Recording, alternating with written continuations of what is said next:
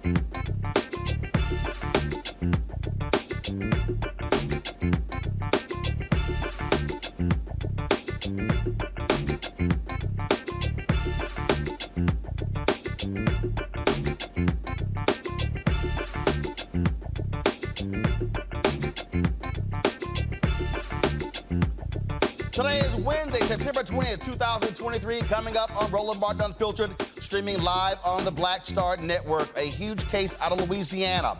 Baton Rouge cops are accused of illegally strip searching, torturing, and assaulting people in the narcotics processing facility dubbed Brave Cave. 2 people have filed a federal lawsuit. One of the attorneys will be here to give us details.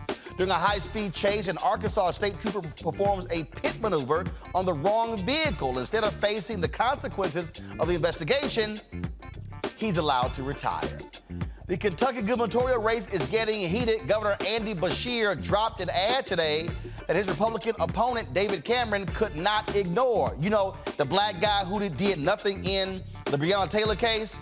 That black guy, Republican Cameron? Yeah, it's time to send him to a defeat. Also, I have a highlight video from the 10th annual Cedric the Entertainer Celebrity Golf Classic. Plus, I'll be talking to one of the candidates running for president of Libera, Alex Cumming, a former Coca-Cola executive who's challenging President George Weah in the October 10th election. It is time to bring the funk. I'm Roland Martin Unfiltered on the Black Star Network. Let's go. He's got it. Whatever the biz, he's on it. Whatever it is, he's got the scoop, the fact, the find. And when it breaks, he's right on time and it's rolling. Best believe he's knowing. Putting it down from sports to news to politics. With entertainment just for kicks, he's rolling. It's on go, roll, y'all. It's Roland Martin, rolling with Roland now. He's funk, he's fresh, he's real, the best, you know he's Roland Martin now.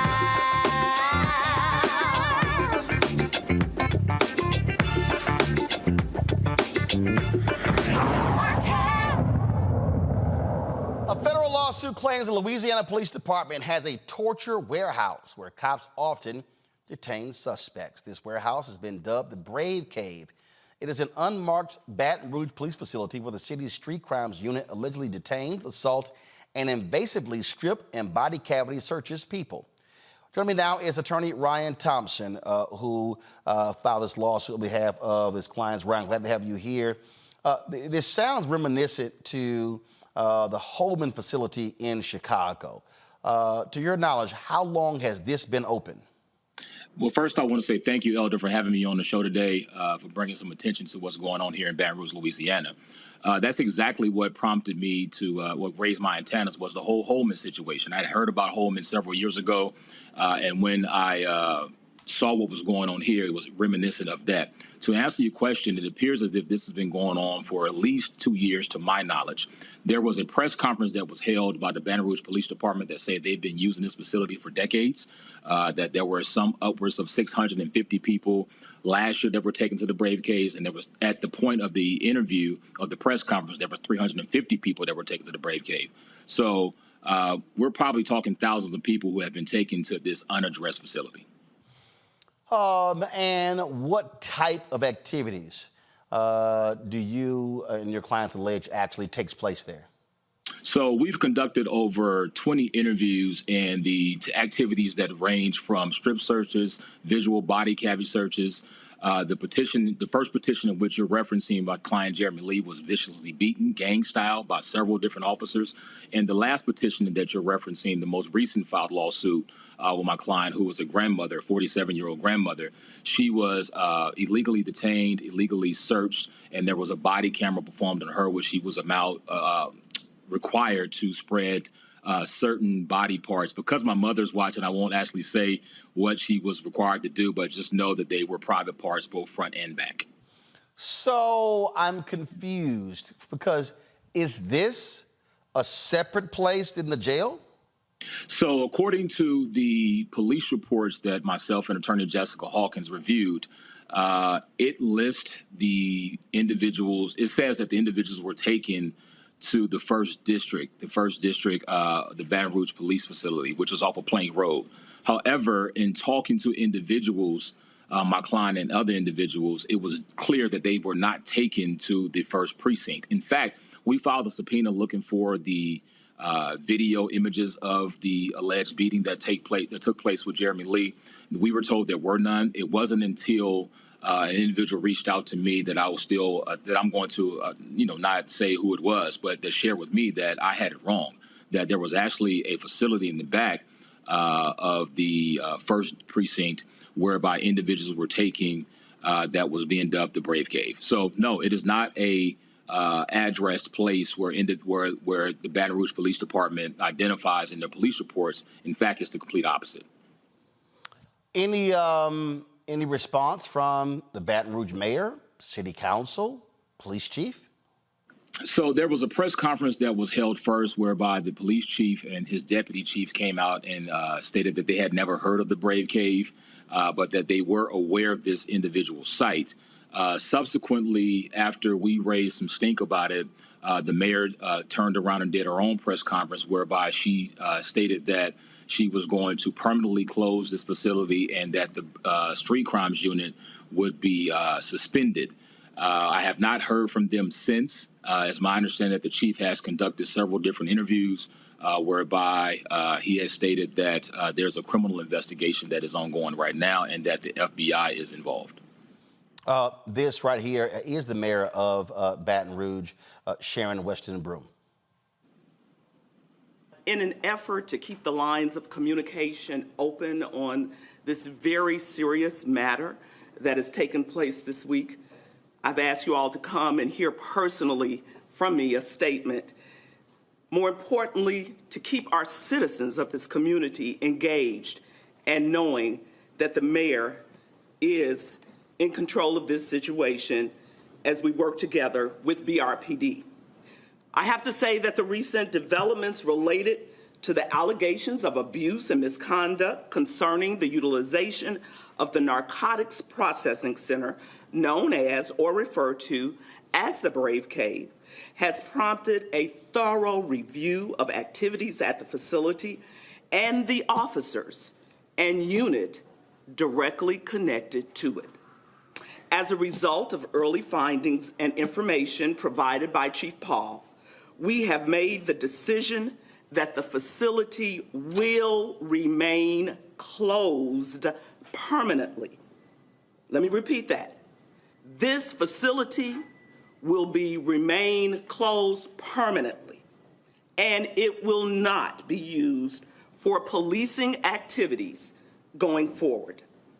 Additionally, Chief Paul has terminated the operations of the Street Crimes Unit. The personnel has been reassigned to uniform patrol until the completion of the investigation. Lastly, an ongoing investigation has yielded enough disturbing details to formally announce that Chief Paul has initiated a criminal investigation related to the handling of the suspects and the policing activities of this unit. Let me say to the citizens of Baton Rouge, since 2017, my administration and Chief Paul have worked painstakingly to improve the relationship between the police and our community. We have come too far to have this relationship eroded by a few bad actors. I do believe in the good men and women of the Baton Rouge Police Department and won't let this deter the efforts to have the respectful and harmonious relationship with our community, which we all desire. To the citizens of Baton Rouge, let me make this extremely clear. You are my priority, and any injustices is my top priority. We will handle this matter with transparency, accountability, and fairness. I don't think that type of news conference is held, Ryan, and they will say nothing bad happened. Like, that's a whole lot to say we gonna change if everything was on the up and up. You know what, Brother Martin, Elder Martin, let me say this. It's been a while since I've seen that interview. Let's start here. 2 years ago, there was a juvenile that made national attention who was strip searched on national television by Troy Lawrence Jr. We've maintained that the department has always had a policy of not stop and frisk, but stop and strip. And so there is a written policy in the Baton Rouge Police Department that states that all you need is reasonable suspicion to strip search someone. That is not in compliance with the United States Constitution. It's as if individuals are not citizens. African Americans are not citizens in this country. And so to answer your question, I agree with you. It sounds like there's kind of some dancing around the issue. And the issue here is that we have criminal activity that is happening at the Brave Cave, whereby African American citizens, Baton Rouge citizens, rights have been violated. This is criminal activity, and individuals need to be arrested right now.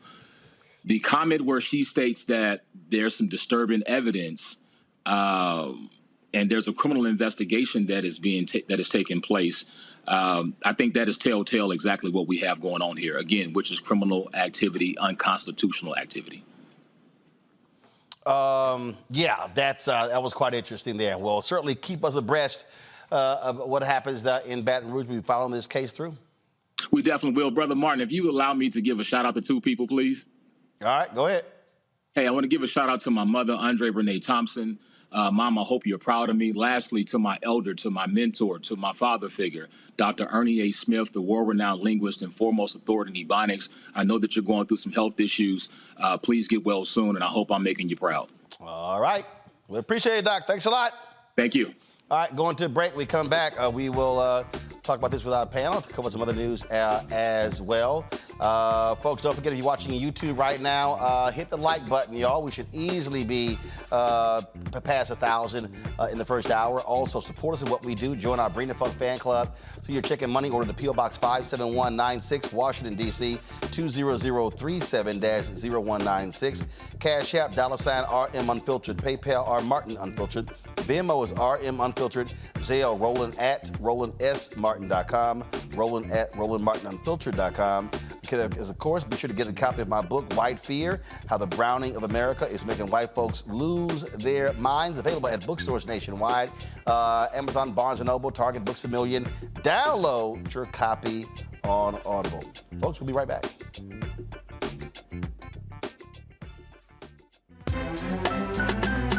I'm Faraji Muhammad, live from LA. And this is The Culture. The Culture is a two-way conversation. You and me. We talk about the stories, politics, the good, the bad, and the downright ugly. So join our community every day at 3 p.m. Eastern and let your voice be heard. Hey, we're all in this together. So let's talk about it and see what kind of trouble we can get into. It's The Culture. Weekdays at 3, only on the Black Star Network. Next on The Frequency with me, Dee Barnes. Producer, writer, and activist Drew Dixon joins us for an honest conversation about Black women and trauma. Right here on The Frequency on the Black Star Network. When you talk about blackness and what happens in black culture, we're about covering these things that matter to us, speaking to our issues and concerns. This is a genuine people-powered movement. There's a lot of stuff that we're not getting. You get it, and you spread the word. We wish to plead our own cause. Too long have others spoken for us. We cannot tell our own story if we can't pay for it. This is about covering us. Invest in Black-owned media. Your dollars matter. We don't have to keep asking them to cover our stuff. So please support us in what we do, folks. We want to hit 2,000 people, $50 this month, raise $100,000. We're behind 100,000, so we want to hit that. Y'all money makes this possible. Check some money orders. Go to P.O. Box 57196, Washington, D.C., 20037- 0196. The Cash App is $RM Unfiltered. PayPal is R Martin Unfiltered. Venmo is RM Unfiltered. Zelle is Roland at RolandSMartin.com. I'm Marissa Mitchell, a news anchor at Fox 5 DC. Hey, what's up? It's Sammy Roman, and you are watching Roland Martin Unfiltered.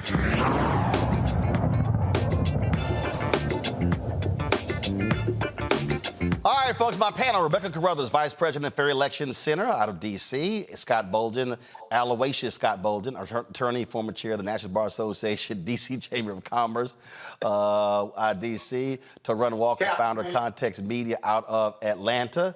And so let me go to the little capper first. So, Scott, you heard all that stuff the mayor said. You don't say all that stuff if you know y'all ain't got a problem. She knows they got a problem. Yeah, she's got a big problem, and I'm surprised that the police chief is still there. The problem the city has is that these goon squads, you can name them in every city. We've talked about them over the last couple of years or several years. These high crime intensity gang units. They're actually goon squads, and they had a place to take these people, and they had a history of complaints. And the police chief and the sergeants bore down when they got the complaints about strip searches being illegal and what have you. When they got the complaints of young men being strip searched and violated, they actually at a press conference bore down and said, we're going to continue this policy as a crime-fighting piece. That's important because under 42-1983, USC 1983, you've got to be able to show a pattern and practice and a policy of violating individual civil rights. I guarantee you, I haven't looked at the complaint that the lawyer you just had on, but they're going to have to show that this was a policy of the police department. They have video of it being a policy and pattern and practice. And so they're going to get to trial. They're going to beat a motion to dismiss or motion for summary judgment. But disbanding these units, in every major city they have them. Disbanding these units is always after the fact. And these units act as criminals to fight criminals on the street.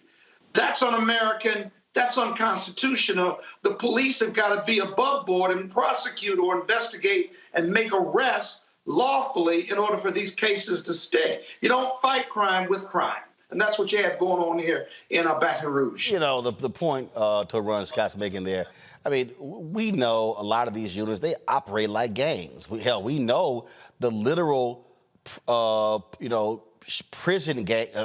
police gangs in Los Angeles County with these sheriff's officers, how they got their own tattoos. I think it was a television show, it was on Crackle, I think, that literally told the story of these gangs. And so these folks sort of operate with their own code of conduct, their own rules, and the police department has allowed them to rule with impunity.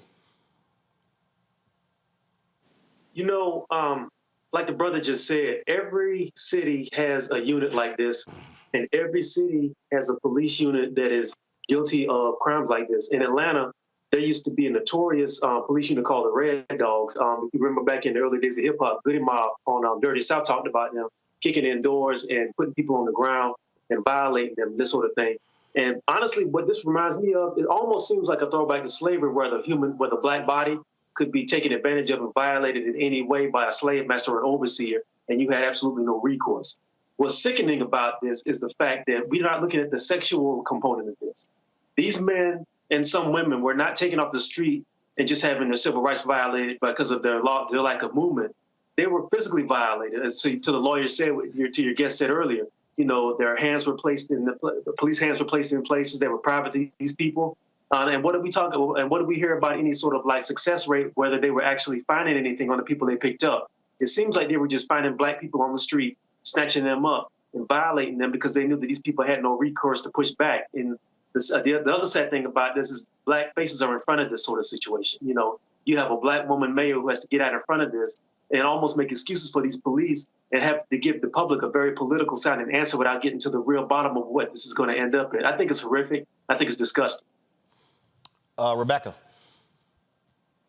I had a president of a police union tell me that law enforcement It's the only profession in the world that's expected to be 100% perfect 100% of the time. And my pushback to him was, we don't need law enforcement to be 100% perfect 100% of the time. We need law enforcement not to violate civil rights. We need law enforcement not to beat people and kill people. We need law enforcement not to sexually assault people and call that, oh, well, that's a search. Like, just because Baton Rouge is getting rid of this brave cave, that's not enough, because it's going to continue to push more things like this underground.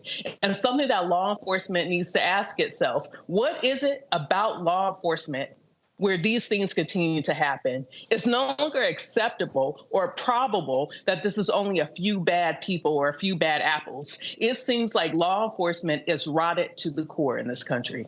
Well, I'll say we probably also want to have 100% job well done when it comes to doctors.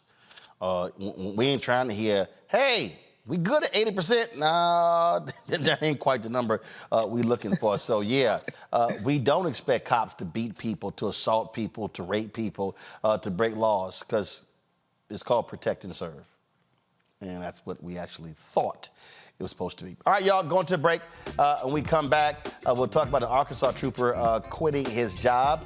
Well, he screwed up. Of course, we'll talk about that. Then also, the interim president at Temple University on stage yesterday, slumped in her chair, she passes away. Also, a devastating ad out of Kentucky where Democrat Andy Beshear is going right at Republican Daniel Cameron over the issue of abortion. All of that next, right here on Roland Martin Unfiltered on the Black Star Network.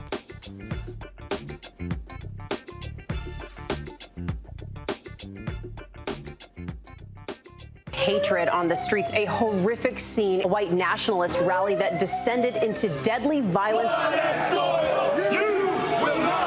White people are losing their damn minds. As an angry pro-Trump mob storms the U.S. Capitol, we're about to see the rise of what I call white minority resistance. We have seen white folks in this country who simply cannot tolerate black folks voting. I think what we're seeing is the inevitable result of violent denial. This is part of American history. Every time that people of color have made progress, whether real or symbolic, there has been what Carol Anderson at Emory University calls white rage as a backlash. This is the rise of the Proud Boys and the Boogaloo Boys. America, there's going to be more of this. Here's all the Proud Boys, guys. This country is getting increasingly racist in its behaviors and its attitudes because of the fear of white people. The fear that they're taking our jobs, they're taking our resources, they're taking our women. This is white fear.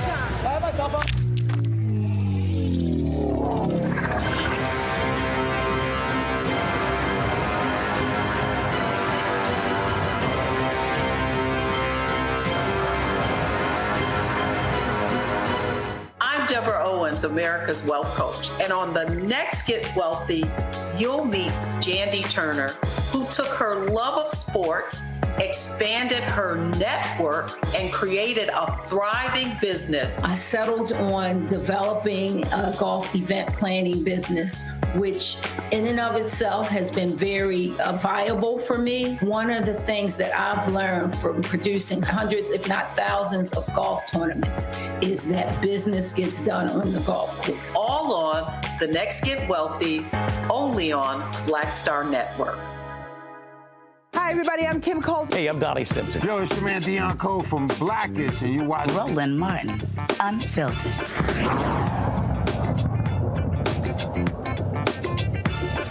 All right, folks, let's go to Arkansas. Crazy story. You might remember us telling you about this particular story.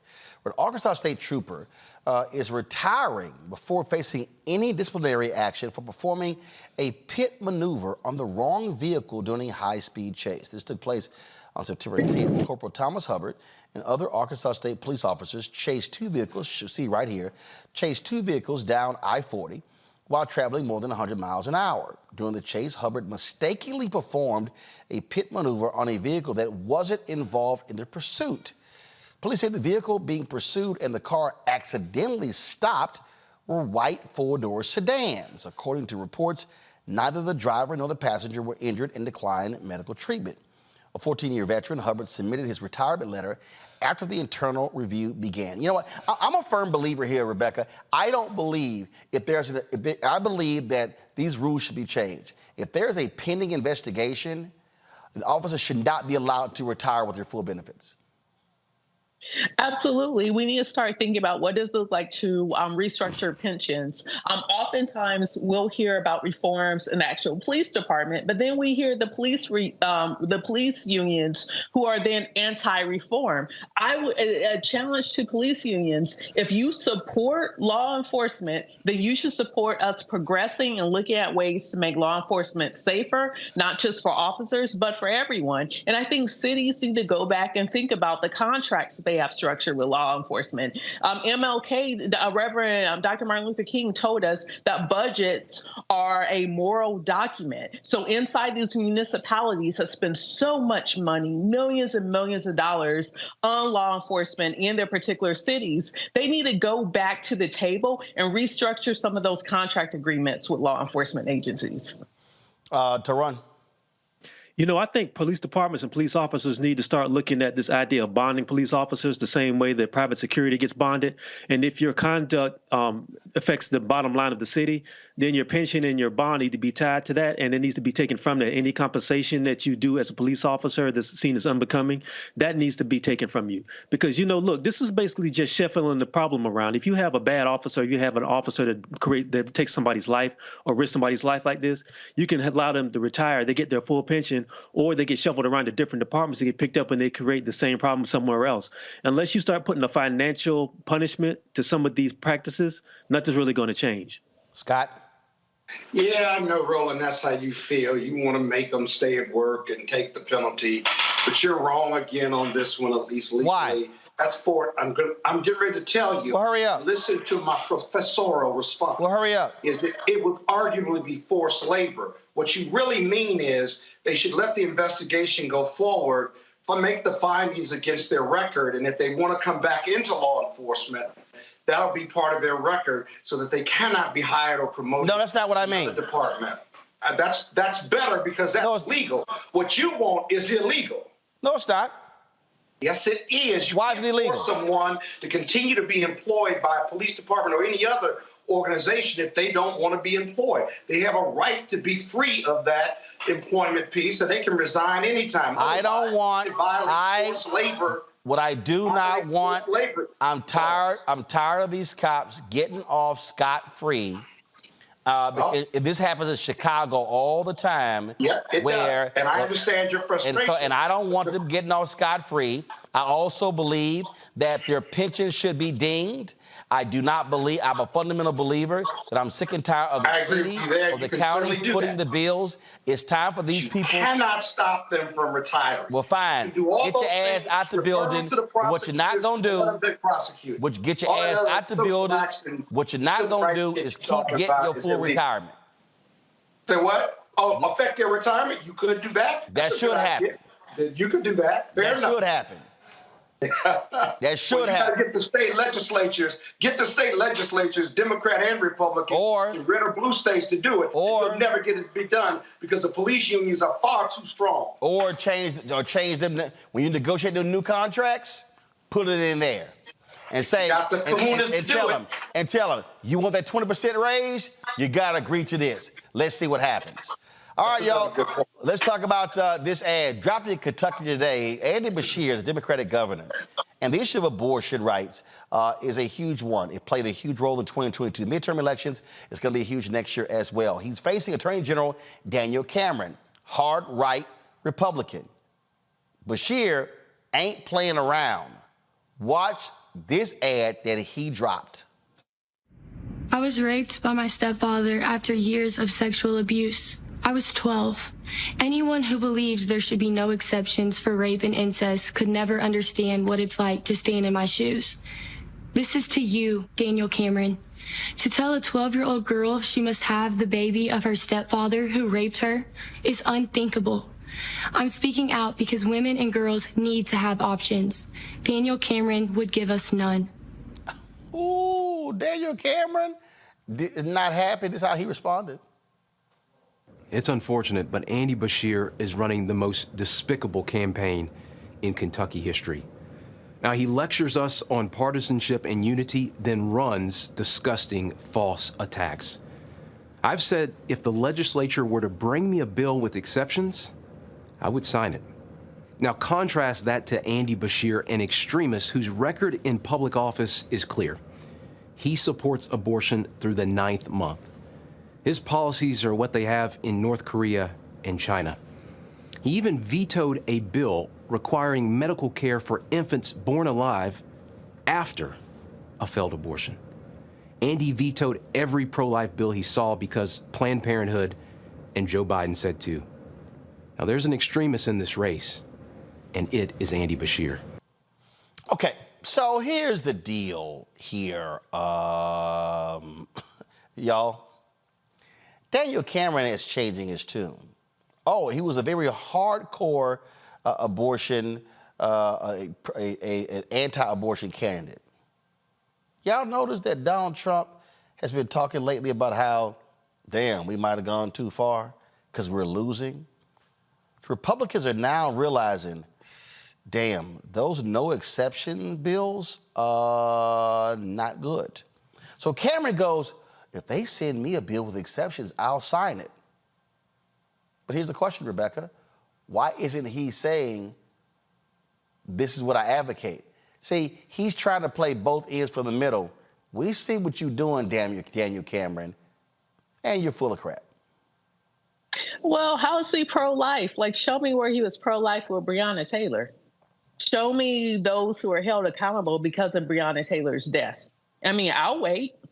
Like, he literally could have done something in Breonna Taylor's case, and he did not. So I don't think he has a credible record in what it means to actually be pro-life. And I will say this to the Democrat in the race, good job for actually punching back and not holding any punches. This is the type of messaging that voters need to hear so they understand actually what these issues mean. Because for far too long, we've seen certain politicians in this country not be held accountable for their rhetoric. But in this case, Craig's rhetoric is actually dangerous because he has a legislature in his current composition that would not provide exceptions for rape and incest. So it's very disingenuous for him to say, oh, well, if the state legislature send this to me, when we know absolutely the Kentucky state legislature wouldn't send that to him if he was elected to be the next governor. So good for Beshear's team. The thing that's interesting here, Scott, this is this right here is the Louisville Public Media. Go to my iPad. So the Cameron has repeatedly said he supports Kentucky's near total trigger ban on abortion as it currently stands. You go through this here, and then they go, oh, with this new comment, he actually is taking a position that's far different than what he described in the Republican primary. Come on, player, we see what you're doing. Yeah, the record is pretty clear on Cameron. You know, when these conservative right-wing positions, when they're policy and popular in primaries, look at that alliteration, man. In any event, when you have that, the best response... It wasn't that impressive, but go ahead. There was alliteration. I know you're an English major, journalism major. But in any event, but the best response to those far-right extreme policies is to make it personal. And what the Democratic governor did in Kentucky was say, oh, that's your policy? Okay, let's hear from someone who's lived it. With that Kentucky twang and that Kentucky simplicity of appearance and her courage in saying her father raped her and she was pregnant. You can't, no policy is powerful enough to respond to that personal circumstance of that young lady. Black, white, yellow, brown. It's all captured us and said, my goodness, why would you make her have that baby? And she's talking to every white woman in Kentucky, every white girl, every black or brown woman or girl about that situation that they may find themselves in. It's powerful, and it ought to scare the conservatives, even in Kentucky. And look, we've seen it in all these other states to run. These Republicans are freaking the hell out because the abortion rights issue after the Dobbs decision continues to be potent at the box, at the ballot box. You know, I want to talk about this just from a marketing standpoint, and I just want to say that Beshear's ad was brilliant.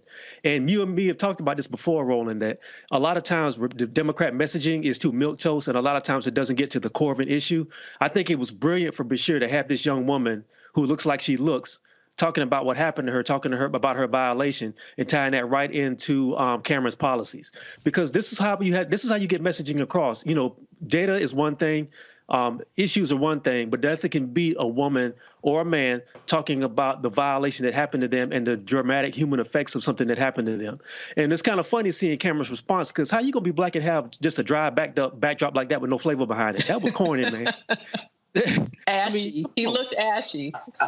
I didn't want to say it, but I'm just saying, like, come on, brother. I mean, you ain't got no flavor better than this. You got a great background. You sitting there talking like you doing an interview and stuff. Come on, man. But to be serious though, the bottom line is, if you're going to stand on these policies, just as a man and as a candidate, you better be sure you got to back your policies all the way, because the minute you start flip-flopping and looking wishy-washy, it's going to make you look weak. And regardless of, and the bottom line is, you are a black man in Kentucky. They have found this attractive white woman to say that I was violated on your watch. That's going to play like hell in Kentucky. Now, the brilliant thing to go from here was to reach out to Breonna Taylor's family and maybe do an ad with her. That'll kill it as far as like for his constituency. Well, first of all, speaking of Breonna Taylor, the group Until Freedom, which played a huge role in that particular case, they are actually they've set up shop in Kentucky. They have been very much involved there. Senator office there. Tamika Mallory has made it clear they will do all they can to defeat Daniel Cameron. Now, since they got there, Tamika has faced significant death threats, literally phone calls to their hotel. Go to the graphic, please. This was posted right here, because she posted something earlier on social media on Sunday. We shared it on Monday. Update on the security situation here in Kentucky. Multiple death threats have been made to hotels in the city towards me directly. Police met with me yesterday afternoon and again late last night. The calls later at night were more than personal. It appears to be someone who followed us. I am safe. I have security. I truly believe I will be okay. Sharing so these cowards know our world army is aware and on guard. We won't leave Kentucky without doing the job we came for.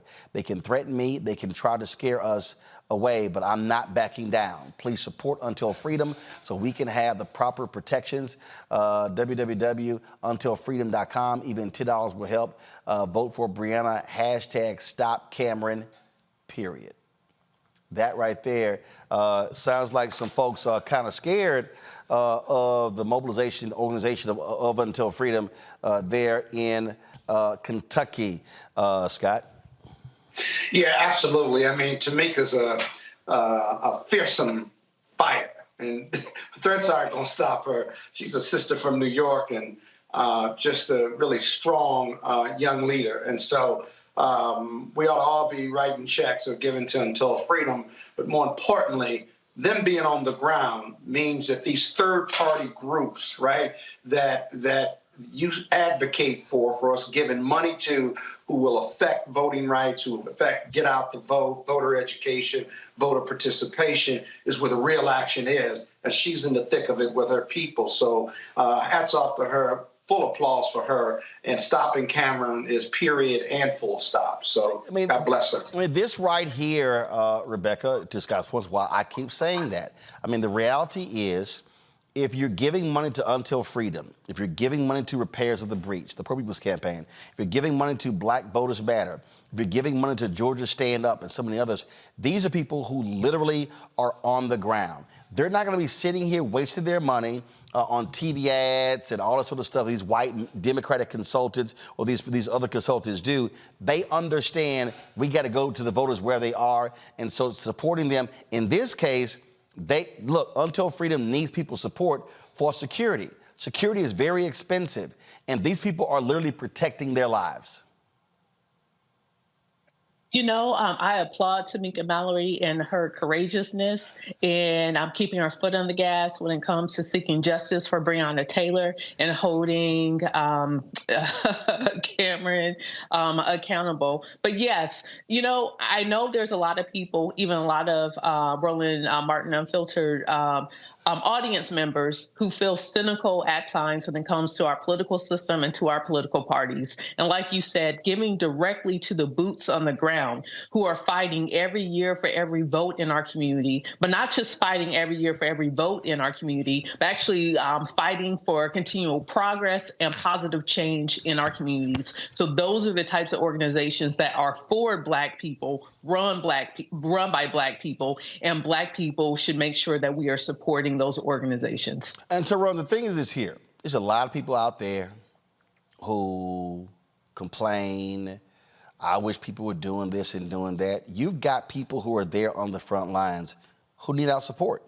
And what people see here, it's real. It's real when you're there and you literally are leaving your home for 7 weeks to be involved in a campaign. You're on the ground and you're getting death threats. That ain't just something just to simply you know, this ain't no really big deal.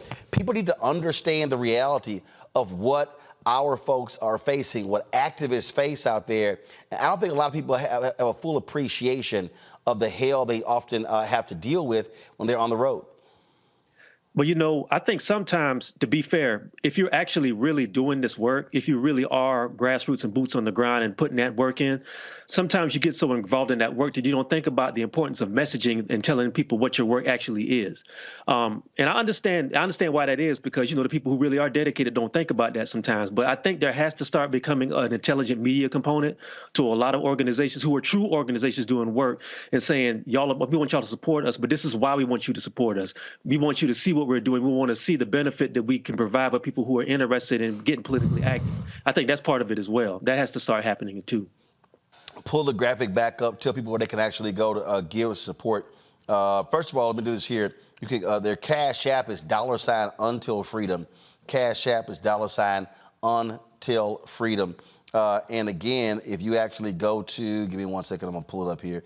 If you actually go to their website, UntilFreedom.com. You see right here, go to my iPad, their goal is to get 10,000 people donating $10 a month.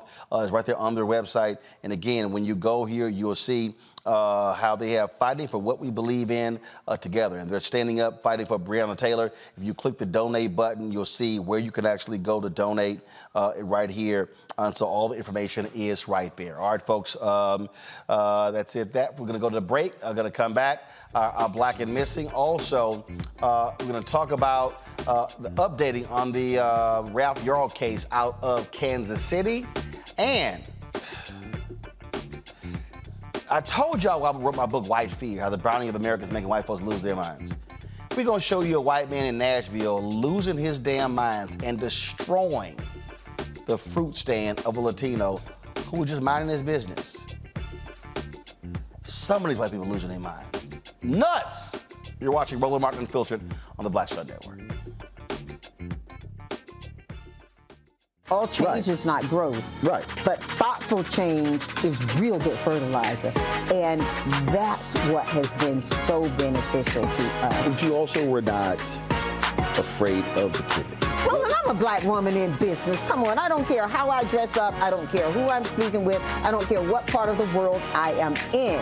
I still am a Black woman in business. Being afraid of the pivot, being fearful of change is not what got me here. Respectful of change, respectful of pivot, yeah. Fearful, no, no.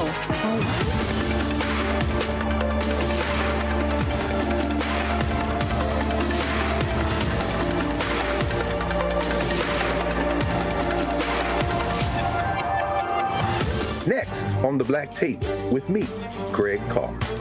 What do Deion Sanders, a lawnmower, and the phenomenon of invisible labor all have in common?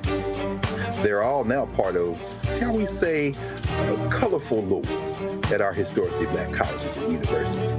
Our Master Educator Roundtable convenes to explain it all as we explore the good, the bad, and the downright ugly of one of Black America's national treasures. That's next on The Black Table, right here on the Black Star Network.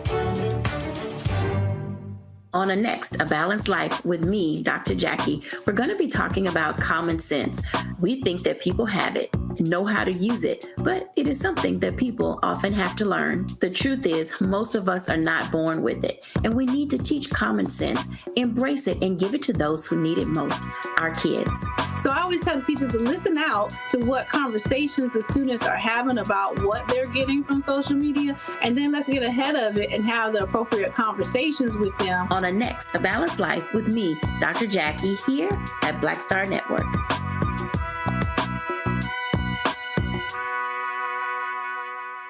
Hello, we're the Critter Fixers. I'm Dr. Bernard Hodges. And I'm Dr. Terrence Ferguson. And you're tuned in to Roland Martin Unfiltered.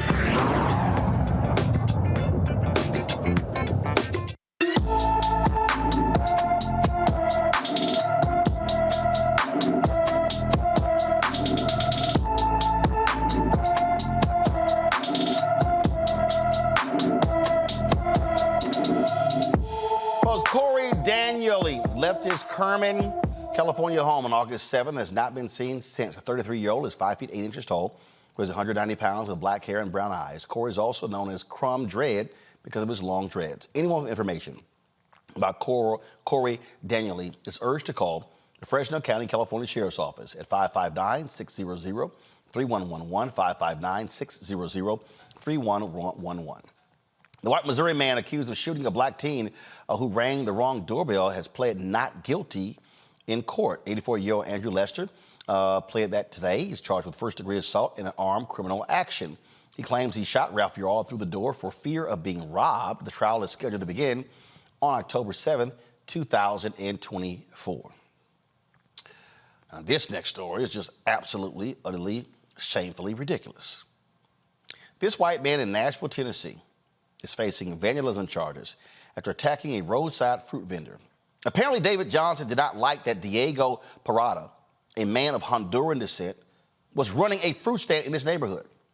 So David Johnson chose to be an ass and do this.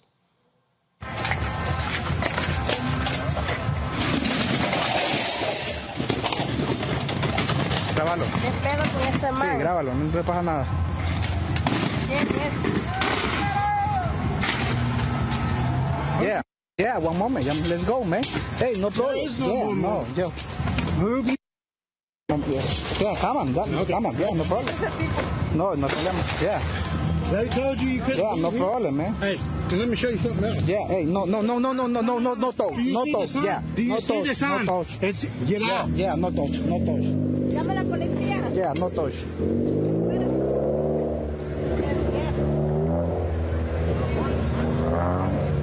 Policía. Llámala tú. Es una mierda.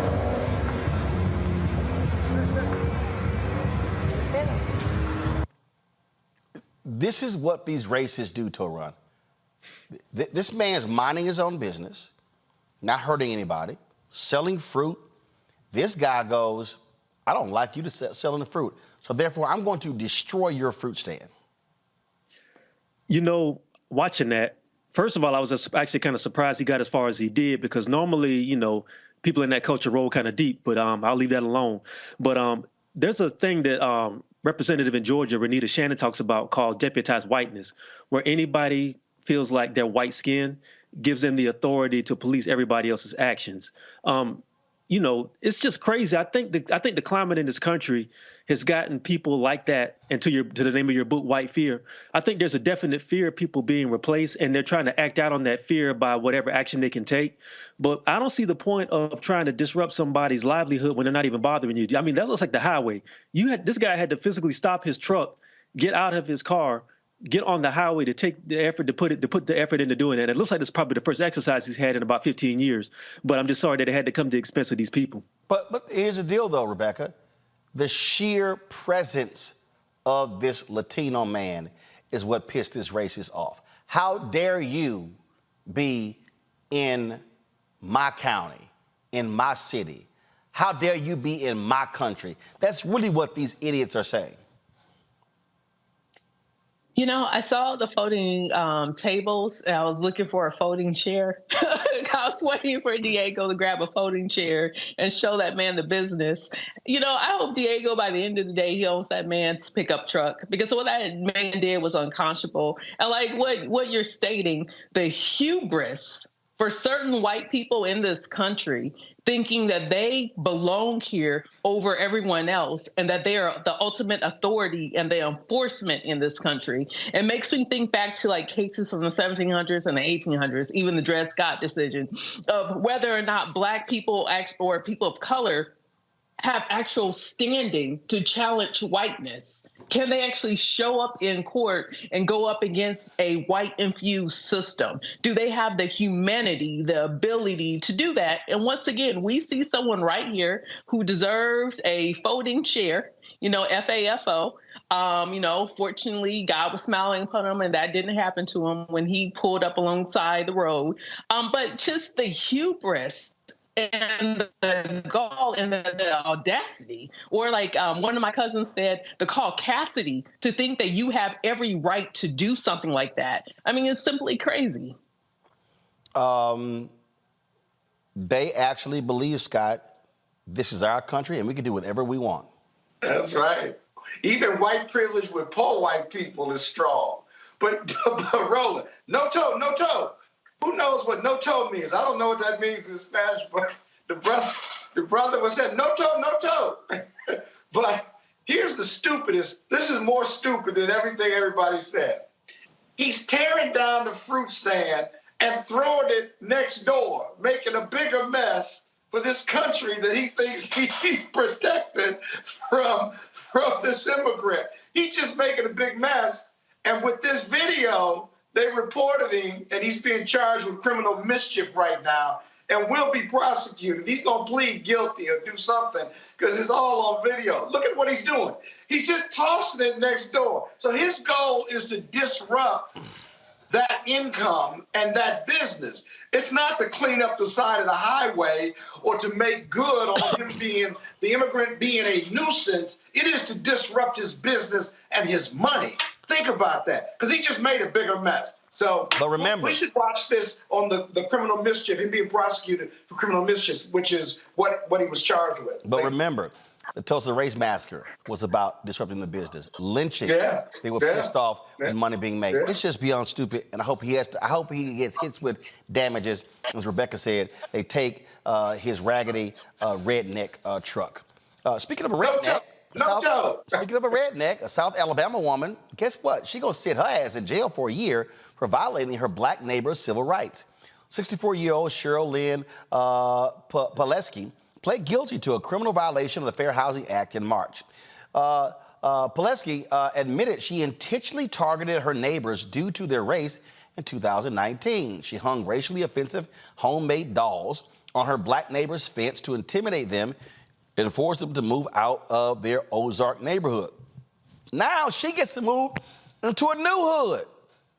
Put on that orange suit. She gets to put on that orange suit. I have no problem with that.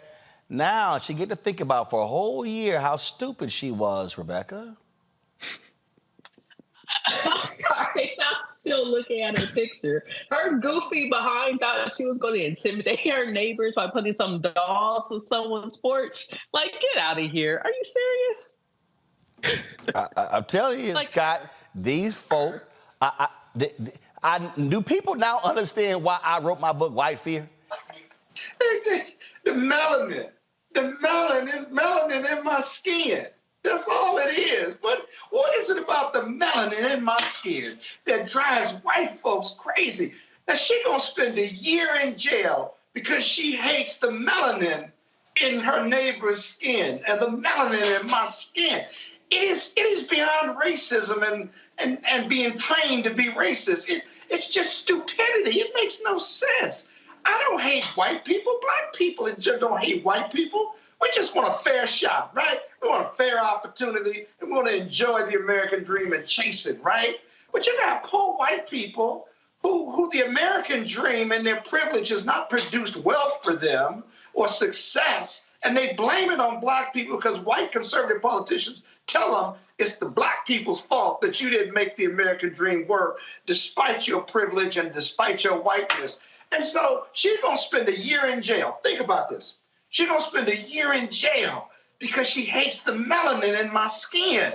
What could be more stupid here in America or anywhere else? It's just stupid. I don't even get to racism. It's just stupid. I don't mind it at all. I hope she loses her job. I hope she loses a house. I hope she loses all of that. Because I'm telling y'all, this is what these people do. And these things are, and see, I love the people who say, well, man, you know, you do these stories, but it's really not that big of a deal. No, it's happening all over. I'm trying to download this video here.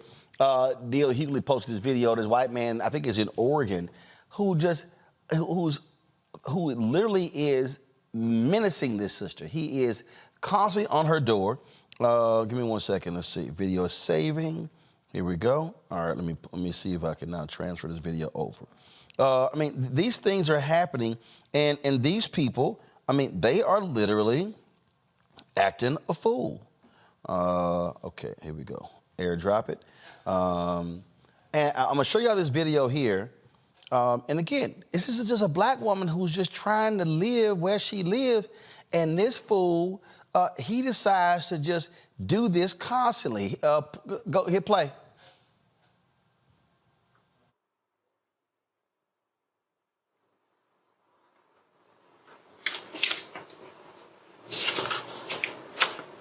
I'll fucking rape your daughter, bitch.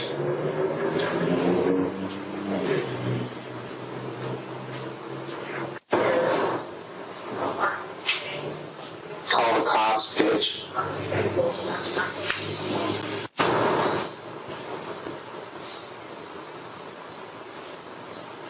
I'm about to get murdered.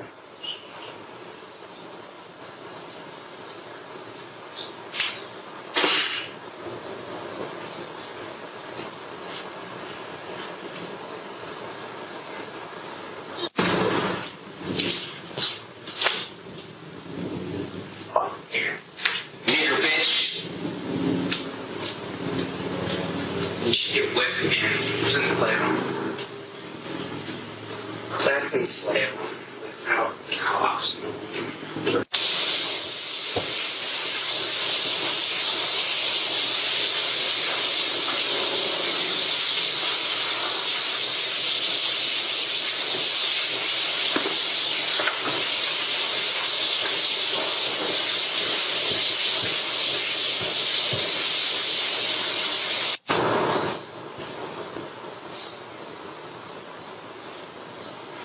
I'm about to get murdered.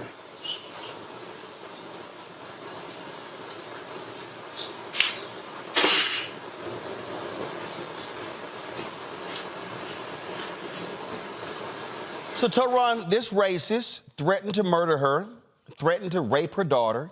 He's brandishing a knife, making stabbing motions. This took place in Gresham, Oregon. This took place over a week. As a matter of fact, it took the cops a week after seeing the video to arrest the guy. And apparently the woman was told that it's just menacing, so he is going to be released soon. See, this right here, Tehran, is when a group of bros pay a visit. I was getting ready to say that. You know what, man? I don't know if this lady, does she have any uncles or does she have any brothers? Because I'm telling you right now, if that had been somebody in my family, we'd have got 4 deep and sat in front of the door and waited just for him to show up, and then we're going to open the door, and then we're going to have a conversation. Let's just say it like that. Back to the other point about that is, you know, back to the other point, like that other lady who was attacking that sister, man. I wonder sometimes if people are dealing with some form of self-hate, and they feel like because their situation is the way it is, they find somebody who they think is better than them, who they really think is better than them, but they flip it to thinking that there's somebody beneath them, and then they try to attack these people because, look, man, why would you, it's got to be privilege, and it's got to be some form of extreme hubris to risk your freedom and your life to try to disrupt somebody's life in that way. Yeah, man, that dude, I don't know what he's on, and I don't care what he's on, but that would have got dealt with quick, man, if that would have been my people. My people from Florida, we don't play that. And But Rebecca, again, I really believe in their minds, we're going to get away with it because we white.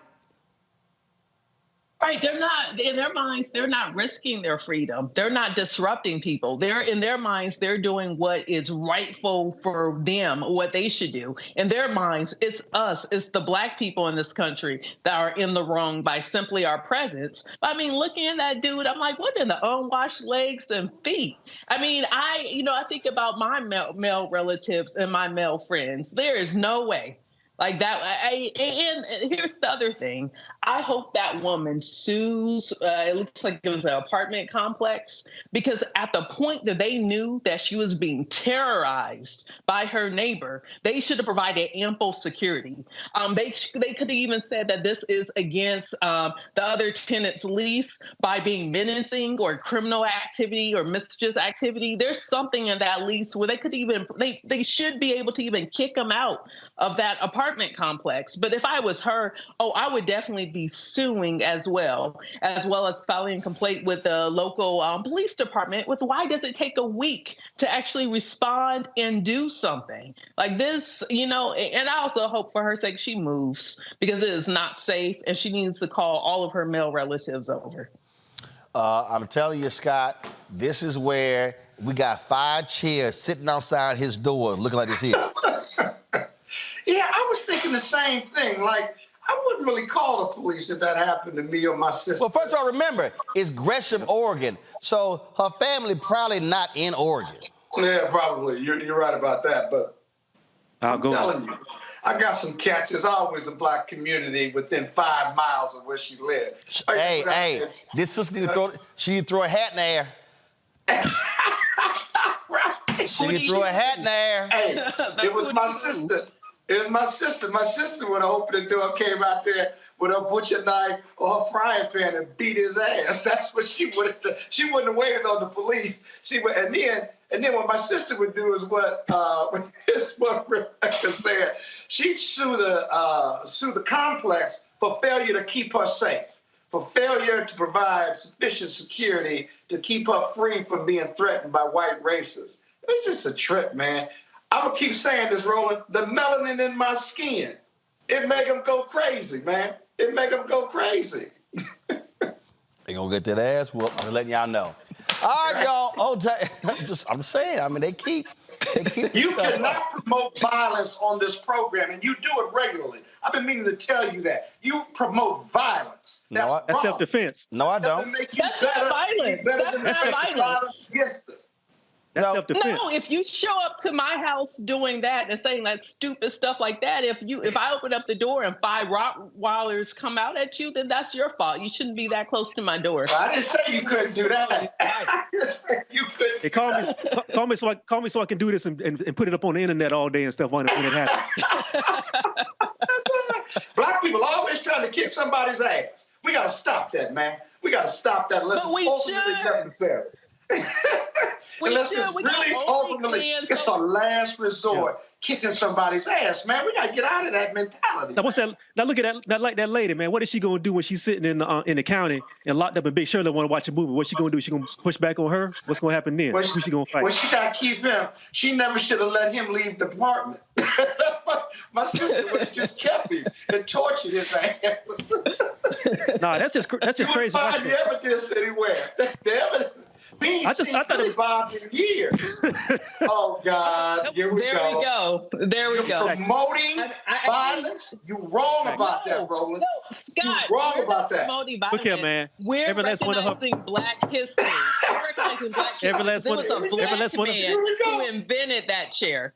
Exactly. Every last one of her relatives should have been sitting in front of her front step when that dude pulled up and be like, "What's up?" Exactly. That's what I'm saying. They should all come from Atlanta and Detroit and just sit out. Now, all Black people, if any of y'all got a racist who rolls up on your door like that, call Robert. Oh, yes. Call Robert yes. and all the guns that he got. Yeah. Trust me, you gonna have you're gonna have some tough white racists who gonna get real meek and quiet real fast. All right, y'all. He come to Oregon for free. He come to Oregon for free. Travel with us. Right. That's gonna be road trip. Road trip. All right, y'all. I gotta go to a break. We'll be back. Roland Martin Unfiltered right here on the Black Star Network. Hashtag team whoop that ass.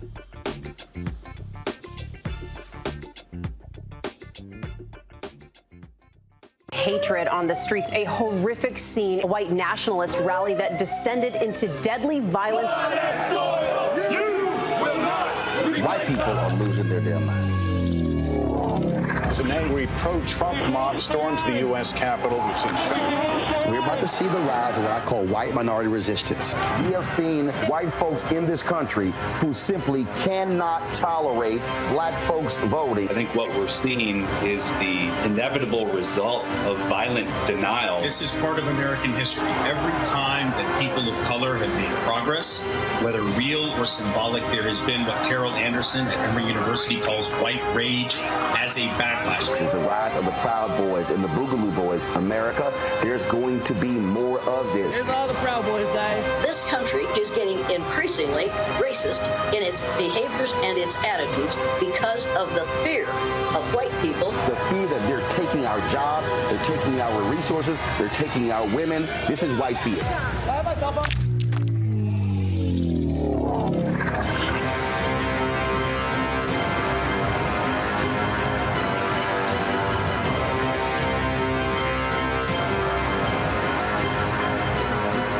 On a next, A Balanced Life with me, Dr. Jackie, we're going to be talking about common sense. We think that people have it, know how to use it, but it is something that people often have to learn. The truth is, most of us are not born with it, and we need to teach common sense, embrace it, and give it to those who need it most, our kids.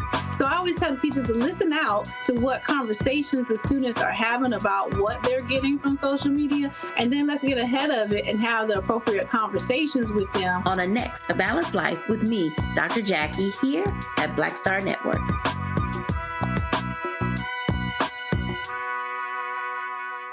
Hey, what's up? It's Sammy Roman. Hey, it's John Murray, the executive producer of the new Sherry Shepherd Talk Show. It's me, Sherry Shepherd, and you know what you're watching, Roland Martin Unfiltered.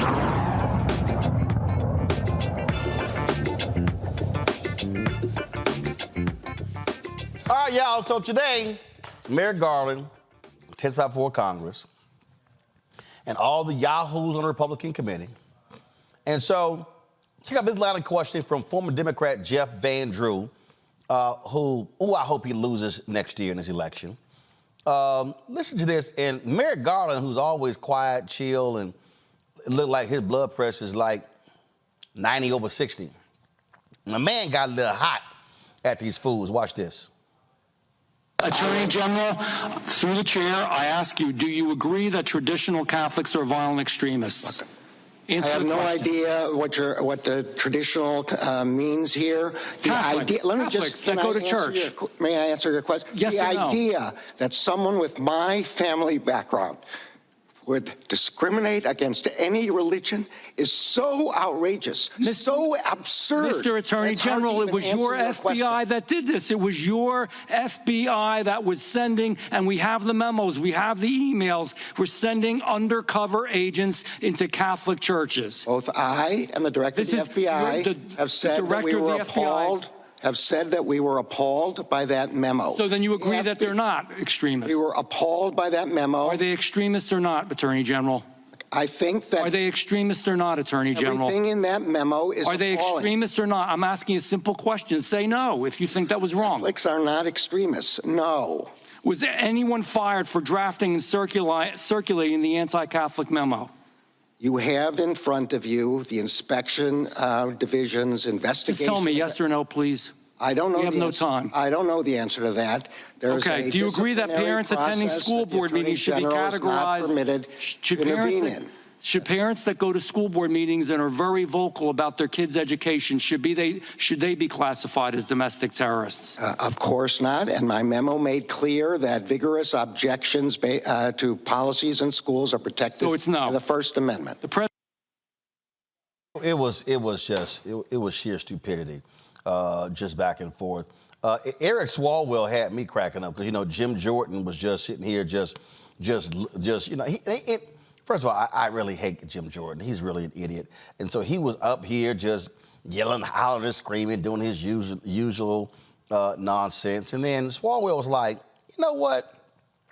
Let me go ahead and check this fool because he keeps making demands of who needs to be testifying and who needs to be doing stuff and all the sort of things like that. So here's Swalwell. Check this out, y'all. Rich, because the guy who's leaving the... Mr. Attorney General, my colleague just said that you should be held in contempt of Congress, and that is quite rich, because the guy who's leaving the hearing room right now, Mr. Jordan, is about 500 days into evading his subpoena. About 500 days. So if we're going to talk about contempt of Congress, let's get real. I mean, are you serious that Jim Jordan, a witness to one of the greatest crimes ever committed in America, a crime where more prosecutions have occurred than any crime committed in America, refuses to help his country, and we're going to get lectured about subpoena compliance and contempt of Congress? Jim Jordan won't even honor a lawful subpoena? Are you kidding me? Are you kidding me? Now, there's no credibility on that side. There are a lot of crazy videos that testimony today. But I saw this one, y'all, and Lord, I thought it was one of the most hilarious videos. I know a lot of Republicans. I do. But some of these people really just utterly embarrass a lot of the Republicans who I actually know. If y'all want to see one of the dumbest people, this GOP Rep LaMalfa, if y'all want to see somebody who is not the brightest bulb in a dark room, watch this one. Know the percentage of atmospheric gases. You don't know the percent of atmosphere. What I can tell you is that climate change is real. We got to do something about it. Yeah, this one's called autumn, sir. So I'm sorry? This one's called autumn right now, so yeah. I'm sorry, I couldn't make out what you said, sir. This climate change right now is called autumn, yes.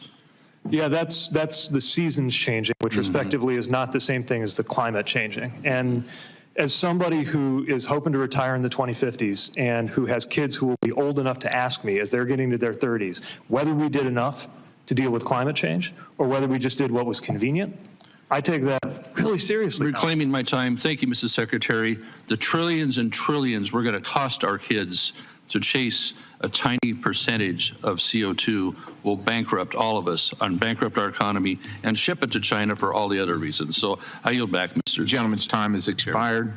The chair now recognizes the gentleman from California, Mr. Huffman. Mr. Secretary, it's good to see you. You can see that I serve here in Congress with some of the greatest minds of the 19th century. Thank you. Oh, my God. Whenever they have these hearings, Rebecca, I just sort of sit here and go, my God, do Republican voters watch and go, we voted for some idiots? It was so painful to watch that, especially because I spent the day with some of the most brilliant minds. Today was the first day of the Congressional Black Caucus Annual Legislative Conference. So I was able to hear from a lot of people who care about policy, who convene in Washington, D.C., who actually care about things, care about facts, and not just looking for the next soundbite. So it's very disappointing to see the people who were elected on Capitol Hill just sit and just have silly time. I mean, you know what? If the Republicans are so big and bad in policy, pass a budget. Avert the government shutdown that's going to happen next week because they can't muster up enough votes. Actually do something. If you're that great, instead of being snarky, talking about, oh, it's autumn now, when technically it's not autumn, so check your calendar, actually do something. How dumb can you be to run and go, it's autumn? That's climate change. No, that season's changing. You know what, though? I hate to say it, but things like that play really well to this base. We know it's ridiculous, and it was actually fascinating looking at Pete Buttigieg's, I hope I'm not butchering his name, his reaction, because that answer was so ridiculous that he's almost like he was stupefied by the fact that that even came out of his mouth. But having said that, we know it's ridiculous. We know that it's completely ahistorical and ascientific, but his base is going to eat stuff up like that up because, when you get used to a clown, you expect a circus. And if somebody who's going to play to their base is going to give them snarky sound bites that they can run with, that's the danger in people like that, because people who support people like that are just going to run with those sound bites. And I guarantee you, by the time Friday rolls around, it's going to be all over bumper stickers and T-shirts. That's what's dangerous. I was, see, Scott, I could not, I'm just letting y'all know, I could not be in Congress. I couldn't. I'm just letting y'all know. I'm just letting y'all know. Because I know I would be like, you got to be the dumbest mother. Look, the only reason I'm holding back cussing, because Renita Shannon, of course, former Georgia State rep, she's a panelist on the show, she sent me a text other day, and she said, my sister said to tell you that my 4-year-old niece loves watching your show because you get turned up. But you are teaching her cuss words she can't use in pre-K. So the only reason I ain't cussing right now, because the 4-year-old is watching me get turned up and learning on the show. But I'm telling you, Scott, I would be cussing colleagues out. I'd be like, you stupid, you dumb, you a simpleton, you just brain dead. I already know. We ain't working on nothing bipartisan, because I would have cussed out the entire House Republican caucus. Yeah, but Roland, let's level set it, right? You and I both know the dirty little secret of our democracy and the Constitution. There's several, but one is there's no litmus test for education or intellectual quotient. There's no litmus test for not being a racist or a sexist. All you have to do under our democracy, state or federal campaigns, is get one more vote than the next guy. You get one more vote, you're in. And in the House, you represent what? Your district can be as small as 2,000 or 3,000 to up to 50 to 100,000, maybe 250,000. No, all congressional districts are 700,000. Okay, so up to 700,000, right?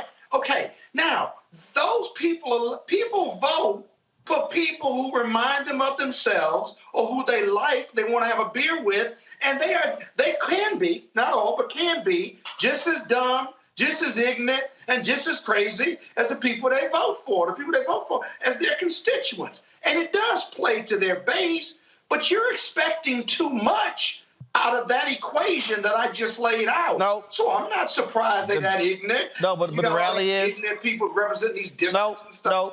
No, as Rebecca knows this. No, what? No, Rebecca knows. No. The real issue is not the people that voted for him. The greatest block of voters in the country are non-voters. And the reality is, that's the greatest block. And when we allow these idiots to go there, that's who ends up going. And I just know me. If I was sitting on that panel, my 5 minutes would be used. I'd be like, Attorney General Garland, you could just chill for the next 5 minutes. Because what I'm about to do is cuss these ignorant fools out. I'm just letting you know what will be happening. They'd be banging the gavel. They'll be That's sitting. What I was saying. They'll get mad at you more than anybody. They'll be start banging the gavel. Hey, dog. They'd be strike from the record, and I'll be like, I'll be going Sam Jackson, Jennifer Lewis. It'd be Mo MFs flying around. I already know me. They'd be in a middle-late news conference. Yo, dumb ass. I'm telling you what I know. I will be heckling them at their news conference because I cannot stand that level of stupidity. I can't. Oh, boy. So when y'all keep asking me, people keep asking me, texting me, people be on Instagram, Roland, we run for office. No, I can't run for office. I know me. I'm cussing. I don't like dumb people in organizations I'm in. I hate when stupid people talk. You be sitting there like, her dumb ass asked that question. His simple Simon ass asked that question. You can't discriminate against people who are not as smart as you. That's the first thing. Yes, right? I can. I can call dumb and stupid dumb. But they don't have to. There's no intellectual quotient for running for office. I know, you're right. That's my point. I have an aversion to dumb people. I mean, and I'm just letting you know. Hey, Lauren Boebert could come to you with some really good legislation on some issue, and you'd have to work with her. No, I wouldn't. You can see that if it was very I wouldn't. And her constituents. Hell no. Because she probably try to grow. What good idea? I knew this was coming. I knew this was coming from my sister. I knew it. Tell me what legislation he could bring her. Yeah, she could bring to him. Please tell me. Right. Lauren Boebert. I do it. I asked for it. Lauren Boebert will be coming. She'll be coming as to support Hands Across America. That's what she'll be coming to do. That's it. All right. Run, Rebecca, Scott, I appreciate it. Thank you so very much. Folks, when we come back, one of the candidates running for president of Liberia, he's a former Coca-Cola executive, Alex Cumming. I sat down with him when I went to the country last year. The election's October 10th. Here's what he had to say about the future of the nation founded by formerly enslaved people of African descent 201 years ago. That is next right here on Roland Martin Unfiltered on the Black Star Network. When you talk about blackness and what happens in black culture, we're about covering these things that matter to us, speaking to our issues and concerns. This is a genuine people-powered movement. There's a lot of stuff that we're not getting. You get it, and you spread the word. We wish to plead our own cause. Too long have others spoken for us. We cannot tell our own story if we can't pay for it. This is about covering us. Invest in black-owned media. Your dollars matter. We don't have to keep asking them to cover our stuff. So please support us in what we do, folks. We want to hit 2,000 people, $50 this month, raise $100,000. We're behind 100,000, so we want to hit that. Y'all money makes this possible. Checks and money orders go to P.O. Box 57196, Washington, D.C. 20037-0196. The Cash App is $RM Unfiltered. PayPal is R Martin Unfiltered. Venmo is RM Unfiltered. Zelle is RolandSMartin.com. All change is not growth. Right. But thoughtful change is real good fertilizer. And that's what has been so beneficial to us. But you also were not afraid of the pivot. Well, and I'm a black woman in business. Come on, I don't care how I dress up. I don't care who I'm speaking with. I don't care what part of the world I am in. I still am a black woman in business. Being afraid of the pivot, being fearful of change is not what got me here. Respectful of change. Respectful of pivot, yeah. Fearful? No, no.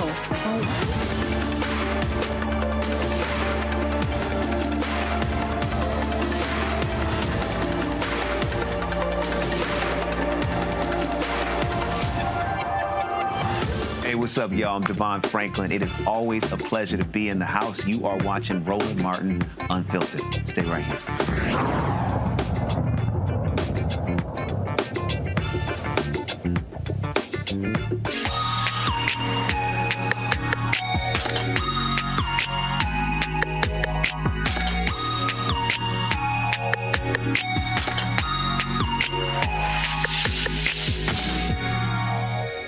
Well, Alex, it's been a while since I've seen you. Normally it was at Essence Music Festival. Absolutely. It's been a while. Welcome to Liberia. Glad to be here. Glad to be here. So let's start with that. How long were you at Coca-Cola?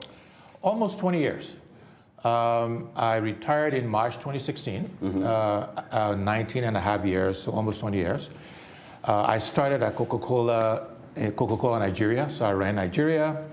I ran all of Africa for Coca-Cola. And then for the last 8 years, Roland, I was Executive Vice President and Chief Administrative Officer. So I had global responsibilities for strategy, human resources, legal, all of the technical functions. So R&D, procurement, manufacturing, even the secret formula, the foundation, Ingrid Sanders Jones worked for me. So I did that until 2016 and retired in March 2016. Reason I want to start with that, because when we talk about Liberia, we talk about other countries as well. When folks talk about the need for investment, it's what corporations can do in terms of being able to help economies build and grow. You've got Firestone here. They've been here since, 1925, 1926. And one of the things that was interesting to me when I was having conversations with people this week is that they've never actually had a manufacturing facility here. Rubber is taken out, going to the United States, but never had anything here. What is needed from a corporate perspective in order to build economies like Liberia's that go beyond the natural resources being stripped and taken out, but literally providing jobs and skills for folks who live here? So, Roland, the challenge we've had in Liberia over the history of our country is that we have never focused on building a vibrant private sector. For whatever reasons, people in government have been threatened, I think, either consciously or subconsciously, about having a strong private sector. I think they've always felt it would be a threat to their political control. And so we have not created an environment for a vibrant private sector with manufacturing. We have not demanded of people who come to Liberia to extract our resources that they do some local manufacturing, some value addition. So it's been a combination of not creating the right environment, the rule of law, the sanctity of agreements, the judiciary has to be independent. You have to provide the right incentives. You have to develop and train your people.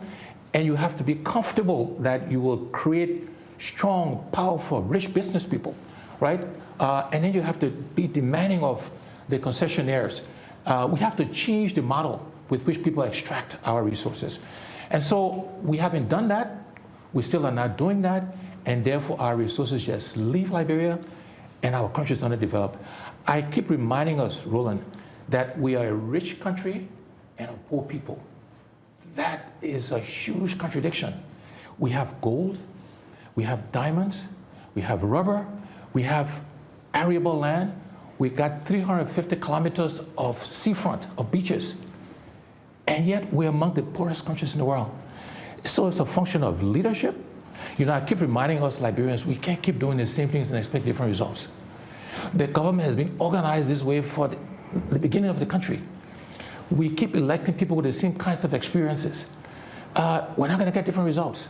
So, long answer to your question, we just have not created an environment for a vibrant private sector, and we have not been demanding enough of the concessionaires in terms of what they need to do to add value to our resources before it's taken out of the country. Well, that was one of the things that the conversation I had with a CEO here. She talked about the lack of skilled workers. She talked about the need for training for folks. If you're in construction, people who've been adequately trained to be carpenters and electricians and drywallers and things along those lines. You also have an extremely young population here. Many folks would be shocked when they hear, the median age of this country under 20 years old. 19, yes. So it's a young country, and you do need to train the workforce. So what that means is, until they got to be trained for something, though. Absolutely. but what that means, though, is you have to start with low-skill manufacturing.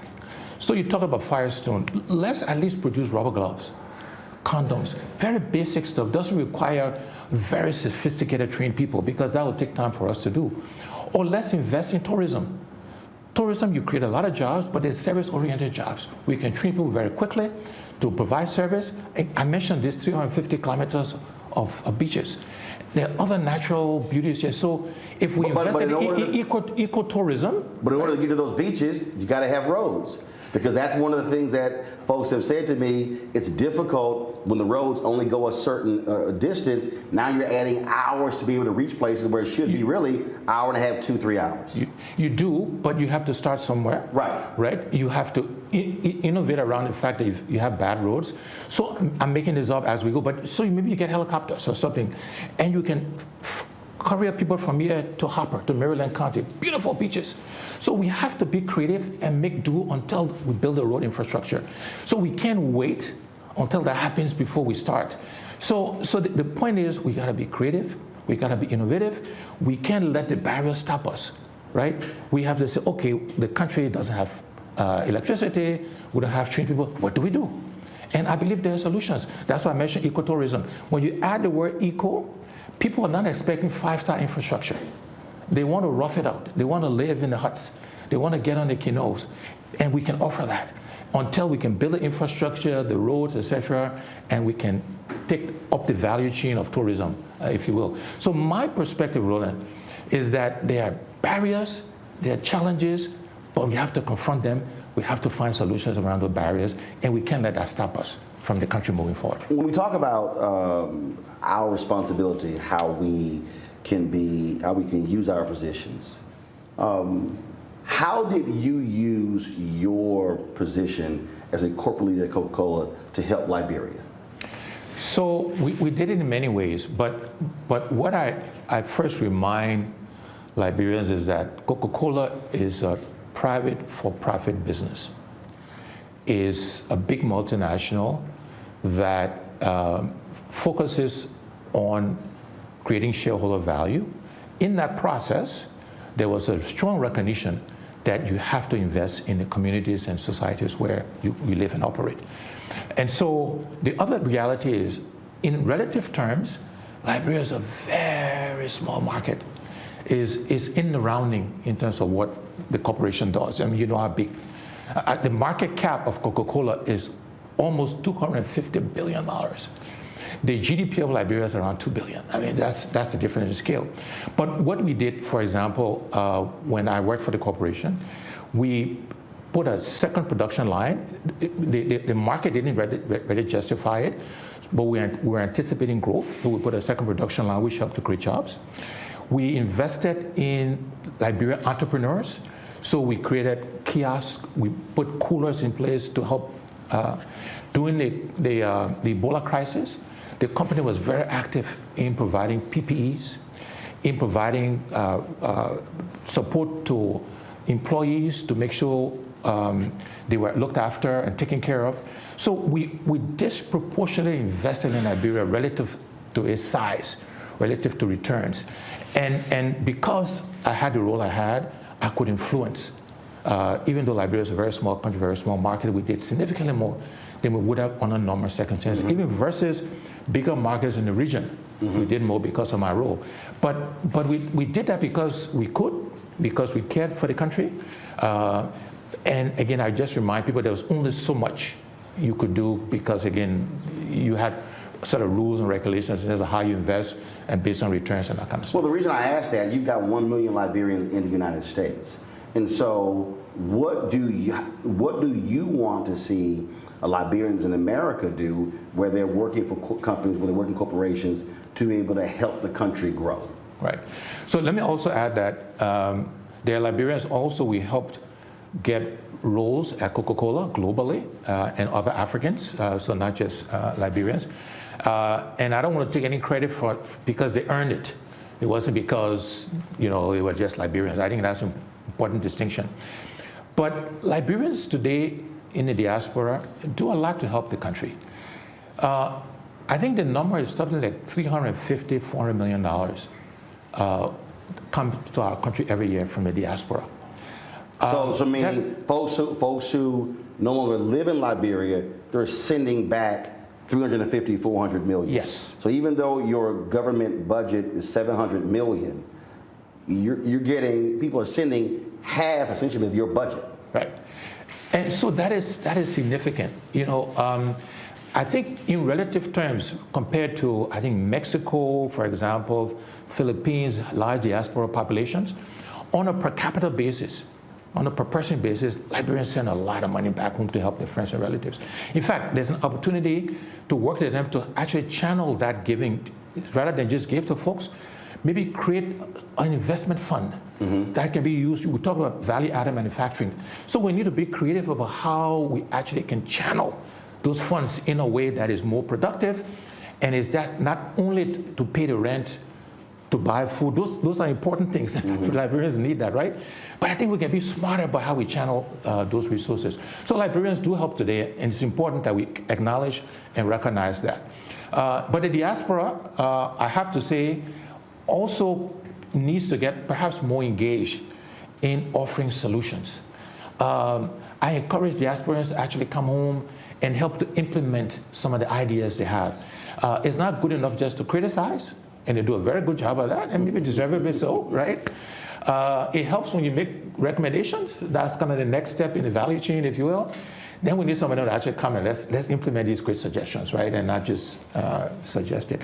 But diasporans do a good job, I think, of trying to help the country, and we need to acknowledge that. When we talked about that young population, I mean, obviously, young folks are not sitting around waiting. And so is there a fear that if you don't have services, if you don't have jobs, if you don't have skills, that you're going to have a brain drain? And so this is no different than young folks who are leaving rural America going into urban populations. People want to go where the jobs are, where there's a different lifestyle. And so how much of a concern is that brain drain? It's a huge concern, but there's a bigger concern because this young population is both an opportunity and a threat. And it's actually, I think, is a national security threat if we don't create the opportunities for these young people. The stability of the country over time could be at risk.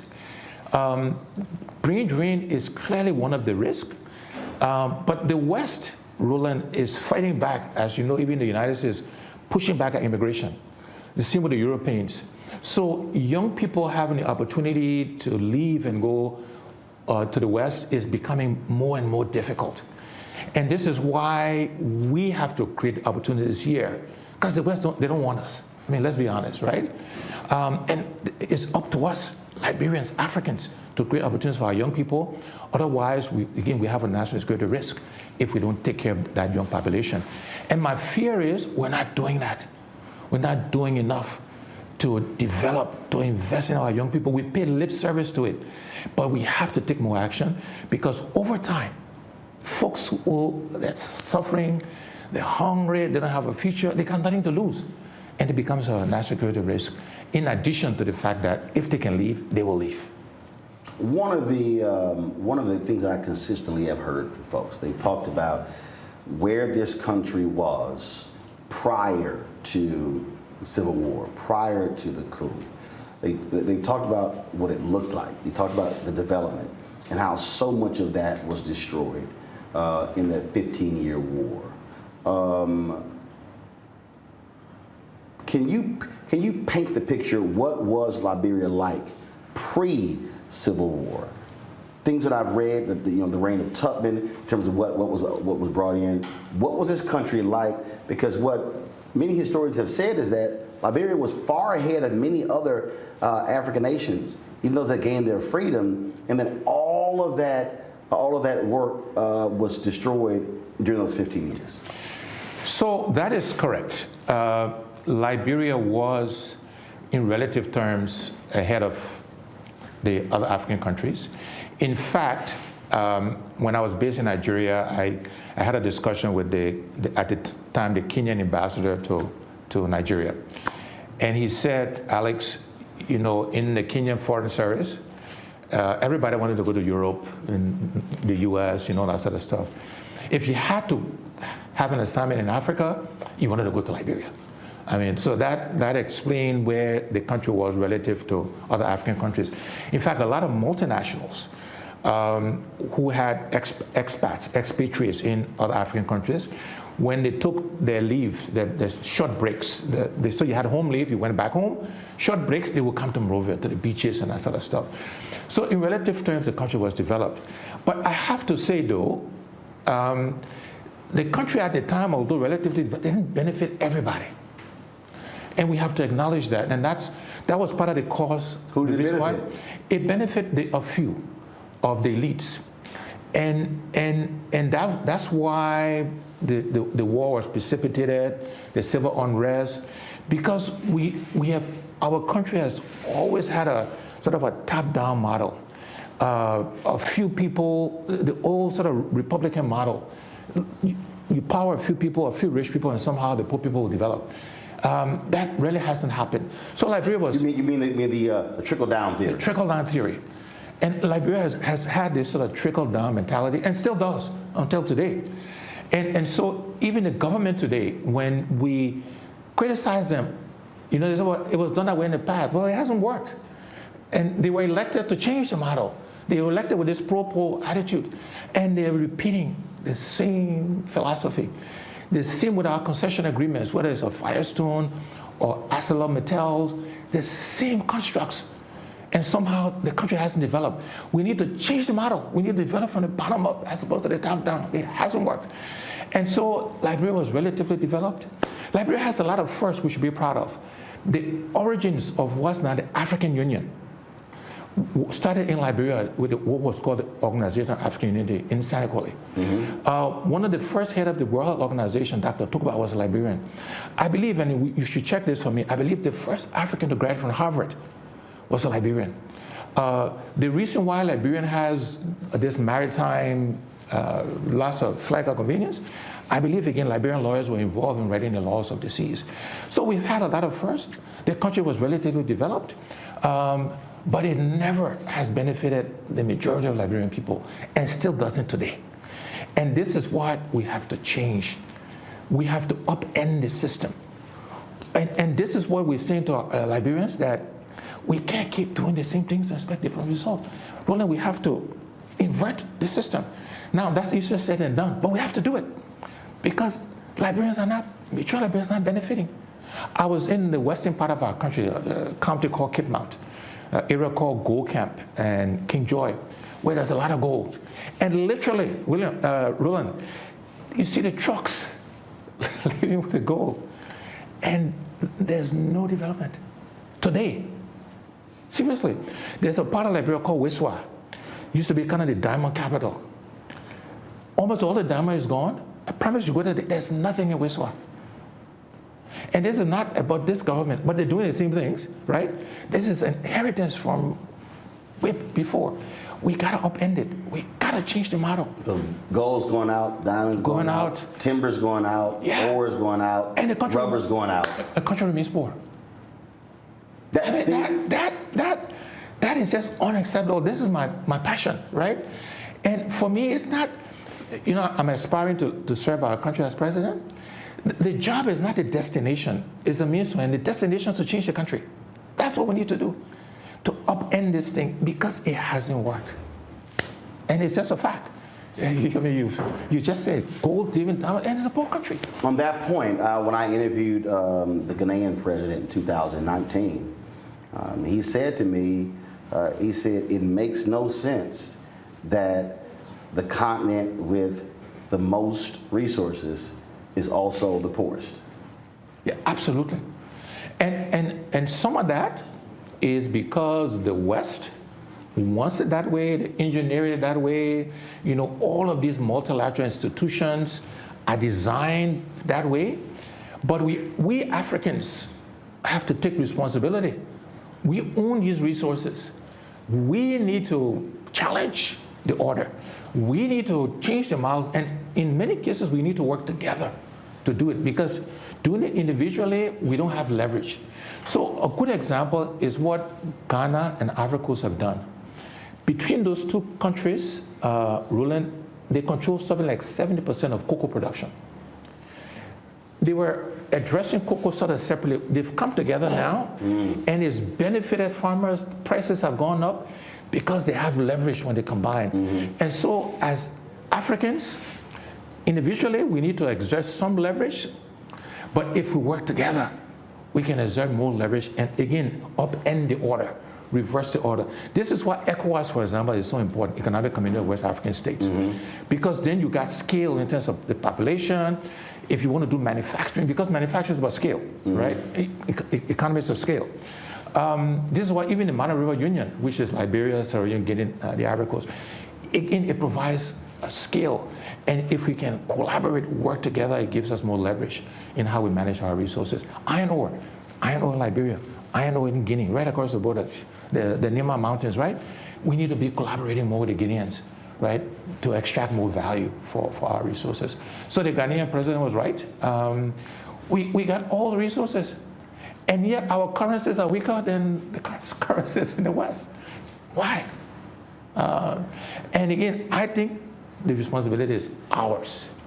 Yes, the West has engineered, but we can't blame them. We got to blame ourselves. We got to bring leverage to bear to change the model. Right now, 7 of the 10 fastest growing economies in the world are African economies. One of the concerns that people have is, and I've heard this from numerous folks, and they were even asking me on my show, the question was asked, are the Chinese in Liberia? Because of the criticism of their investments in other African nations. And one of the things that they also been criticized on is not only are you investing, but they're importing their workers to do the work as opposed to training the very people who live there to do the work. So it's sort of the same thing, taking of resources, but that money going to their own workers. How do you get international investment into Liberia? How do you get someone's attention to say this is a value add for you to actually do this? Whether we're talking about major corporations or even smaller African American owned corporations from the United States. So let me first react to the point you made about the 7 fastest growing economies in Africa. That's a good thing, but Roland, we shouldn't get carried away with that statistics because this is a relative comparison. These are relatively small economies. So the U.S. only growing 1%. That 1% growth is probably, if you do the math, probably bigger than the entire 7 economies growing because you know the math, right? The size, right? Right. So yes, it's a good thing, and we should be proud of that. I just remind us we should be growing even faster, right? I mean, to catch up because we're so far behind. But in terms of how we attract foreign investors to sort of add value. One is, this is where collaboration becomes important with other African countries because, you know, a small country like Liberia alone, you only have so much leverage. Mm-hmm. So I'll give you a real life example. If the terms we try to extract for iron ore is different from what the Guineans try to extract, they will go to Guinea, right? But if we work together with the Guineans, right? We can. So basically, what you're talking about is African nations should be doing what OPEC is doing. Yes. And that's creating when OPEC gets together, they're controlling, they're setting the price of oil. Right. Now, if you have a resource that sort of only you have, or very few countries have, you got more leverage. Because they can't go to many other places, right? So but if you have a resource that they can get anywhere else, you're competing with. No leverage. No leverage, right? Having said that, though, even in the current environment, we should be pushing more. We need different kinds of agreements for extracting our resources, and I believe, Roland, that we should simplify the agreements. Because today, I'll give you a real life example. I was on the board of Chevron globally, Chevron Corporation. And Chevron has more engineers, geologists, lawyers than we'll have for the next 100 years, right? And so entering an agreement where we need those expertise to monitor the agreement, we're going to lose. And so we need to rethink the concession agreements so that it's simpler. We can control the resources that come. So if we take iron ore, for example, and again, I'm oversimplifying. It's not as simple as it is. I got you. We should say to Mattel, 10%, we do the math, whatever, 10% of whatever you produce, we want to sell on the open market. You can take the 90%, whatever the number is. We will sell on the open market, take the resources, and we Liberians will invest it, however we choose to do it, as opposed to trying to share in equity and monitor this stuff. So we need to just change how we think about all of these things, right? And require that they do local manufacturing, or we do it. So we take the funds. We said Liberians produce rubber today. We will create a factory. Liberians can invest in our factory. The government can invest in our factory. And we do gloves, we do condoms, all this basic rubber stuff for the local market, for the Baton Rouge Union, for ECOWAS. Just new and different thinking. And this is what we have to bring to bear across the continent, but certainly we need to do that in Liberia. I was having a conversation with one business leader, and she said, we import most of our fish. She says as opposed to us having a strong fishing industry. She said, which means that we're actually paying for it to come in. And her argument was to really build a much more self-sustainable country versus being on the end where you're having to pay double or triple for things that are coming in. What can actually be homegrown and built? Yeah, and that example applies to all of our commodities, and it happens to Africa generally, meaning we import iron ore, export iron ore, and we import finished steel. So we're losing. We got the seacoast. So you provide the iron ore. The raw material, yeah. You provide the iron ore, it goes out, and then you got to pay for it to come back. Right, as steel. So you're paying more. As opposed to saying, if you want our iron ore, we do the steel here. Right. Yeah, do the steel here, or you're going to give us a huge break on the cost. Right. If it comes back. Yeah, something like that. Or the Ghanaians or the Ivorians, they export the cocoa, and then they buy chocolate. Value is added in Switzerland or wherever, Belgium, and they buy chocolate. Now the Ghanaians are producing chocolate locally, you know, and that sort of stuff. Without the Ghanaian cocoa, ain't no chocolate. Right, exactly. and so this example happens, unfortunately, across the continent. This is why, again, we Africans, we gotta take control of this stuff, right? And so, you know, going back to the point where Libera used to be, there used to be a company called the Mesherado Group of Companies. The what? Mesherado Group of Companies. Okay. It doesn't exist anymore. That used to have ships, trawlers, used to fish, Liberian company ship, freeze it, ship it to Europe. So kind of finished product, right? Right. Freeze it, package it, ship it to Asia, Japan, Europe, North America. And all of that went away with the war, you know, all that sort of stuff. Today the Chinese got boats on the coast apparently taking the fish, the shrimp, and everything, lobsters are going out, and then we kind of buy the frozen stuff. Like literally, like I've been here all week, and we have not been able to eat shrimp anywhere. Yeah. And one person was like, "I know it's some shrimp off the coast of Liberia. How the heck we don't have any shrimp here?" Yeah. But if you're not catching it and producing it here and selling it here, and some of that is because the shrimp have different spawning seasons. So you should always have it year-round, but you have more abundant when it's spawning from when they're not. But yes, shame on us. I mean, again, the beach is right here, right, at the coast, and 350 kilometers of beach, and we're not leveraging it, we're not using it, and the seafood is just leaving the country. What role do you believe? I mean, first of all, African Americans have an extremely unique relationship with this country. It is one that a lot of people don't even know about, don't even really focus on. There's no other African nation that has the relationship in terms of being founded by people of African descent who came from America. Folks who came from Virginia, from Mississippi, from different Carolinas, from different places. Now, obviously, you had issues with that as well in terms of treatment, in terms of essentially them being colonizers, and so you've had that battle politically and economically as well. What role do you want to see African Americans play in terms of partnering or collaborating with Liberia? And I approach this from two perspectives, right? One, to your earlier question, are we fully leveraging the diaspora? And two, are we fully leveraging African Americans? And we're not. And somehow we are threatened by what they could bring. So there's a sort of a zero-sum game mentality that if we allowed it, even the diasporans to come, they will take our jobs, they will take stuff from those people who are here. We let African Americans come, we'll do this. And my point is, it's 2 + 2 is 5. We gotta change the model. You know, I describe it, Roland, that we got this pepper bush that we're very protective for, but there's no pepper in the pepper bush.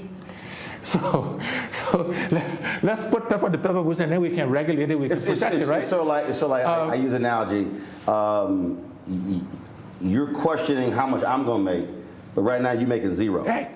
So if I come in and provide you with 100,000 and you're worried about how much I'm making, okay, right now you're getting zero. Right. So ain't nobody doing well. Right. The question is, how much can we make together? Exactly.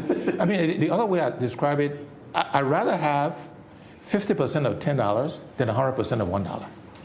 So I'd rather have $5 than $1, right? I mean, right. But somehow our mental model, our model is, no, I want my 100% at $1, right? As opposed to, I'll take 50% of 10. And so what we have to do is we have to be more aggressive in educating African Americans about Liberia's history and that relationship, so that we can attract both the economic, financial resources, but also the intellectual resources of African Americans. We have to do the same with the diasporas. Even today, there's this kind of rift, diaspora Liberians and Liberians. We got to get rid of all of these divisions. We do it even on a tribal basis. We separate ourselves. And all of these things have kept us behind, right? Look, Roland, you don't choose your tribe, right? You don't choose when you're born. You don't choose the religion you're born into. You don't choose your gender. Those things shouldn't give you any advantage or disadvantage over anybody else. But somehow we kind of use these things, the folks in power, they use that to protect. These are all the paradigms we have to break. And African Americans, diaspora Liberians who live in the United States can make a big difference in terms of financial resources, in terms of intellectual capacity, right? Now, they can't come with an arrogant attitude or colonial attitude, because that was part of the problem. So sometimes diasporans, they come here and they think they're holier than thou. That's not going to work. You can't come and you may be better off because of circumstance, but you can't make me feel like, excuse me, you can't make me feel right? And sometimes that's the attitude people come with, and that's just not acceptable. But we can manage it. We have to be more secure in ourselves. Right. We have to recognize the benefit and value, and we have to aggressively go after it within the context of a strategy. What do we want to achieve with that? How can it help us? What sectors do we want to develop? And then how can it come and help us develop the sector? What is agriculture, education, tourism, infrastructure?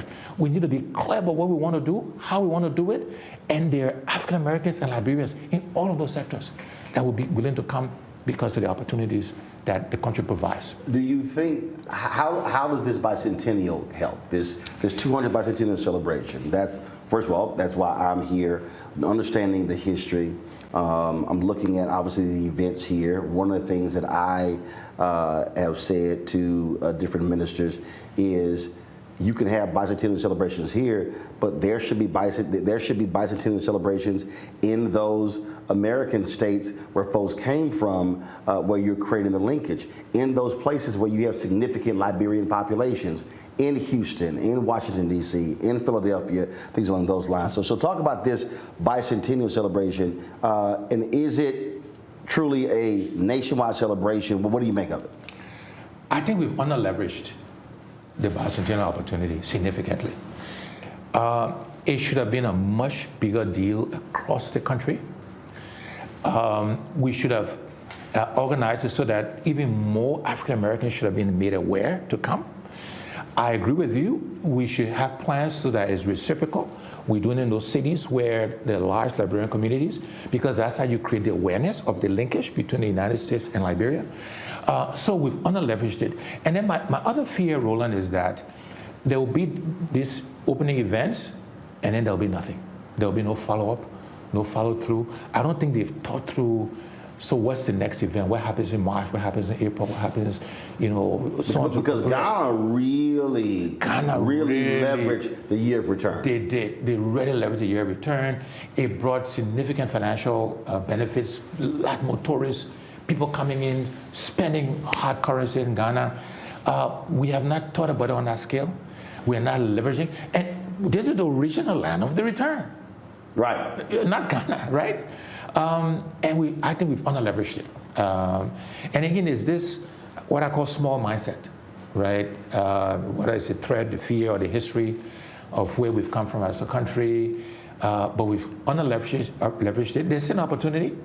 It's not too late, right? To take advantage of it. You got a whole year. You got a whole year, right? But I have not heard, maybe it's being worked on, I have not heard what the plans are to leverage it beyond these kind of opening events, which again I think were relatively small and could have been much bigger scale than it was.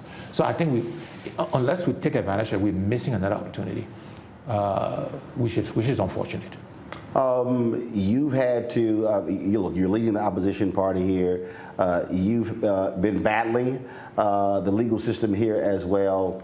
And so talk about, if you're going to talk about the celebration, and the president talked about unity in the ceremony at Doe Sports Complex, even with political parties battling, no different than the United States, the Democrats and Republicans, how do you work together to achieve that unity, to leverage the bicentennial and build Liberia together, even though you have opposing views? Yeah, and this is why, Roland, in all of my criticism of the government, I always offer solutions, alternatives. I never just criticize. I mean, I may in a particular interview, but over time, I always offer alternative solutions in the hopes that they will take advantage and use it. They haven't, because at the end of the day, we all suffer or benefit. We're all Liberians. We all have to work together. And so we always offer, even through this conversation, we offer solutions and alternatives in terms of how we can move the country forward. The government is unfortunately using the judiciary to prosecute me. It's a persecution, it's not prosecution, right? And look, in the end, I think we'll prevail because the law is on our side. We did nothing wrong. But President Weah and his government should want to take the lead in seeing how we can collaborate despite our differences politically. That leadership needs to come from him. He's the president of the country. He's the leader of the country, right? And rather than doing that, they're trying to split the opposition, which politically that's not a bad thing to do, right? But even more, they're trying to persecute me because I think we provide the biggest threat, the biggest contrast.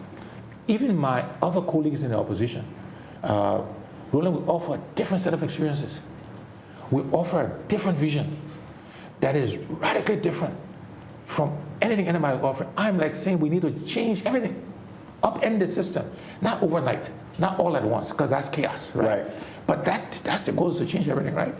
And so I'm a major threat to the establishment, to the few thousands of people that benefit from Liberia and the spoils, and the trickle-down economics, right?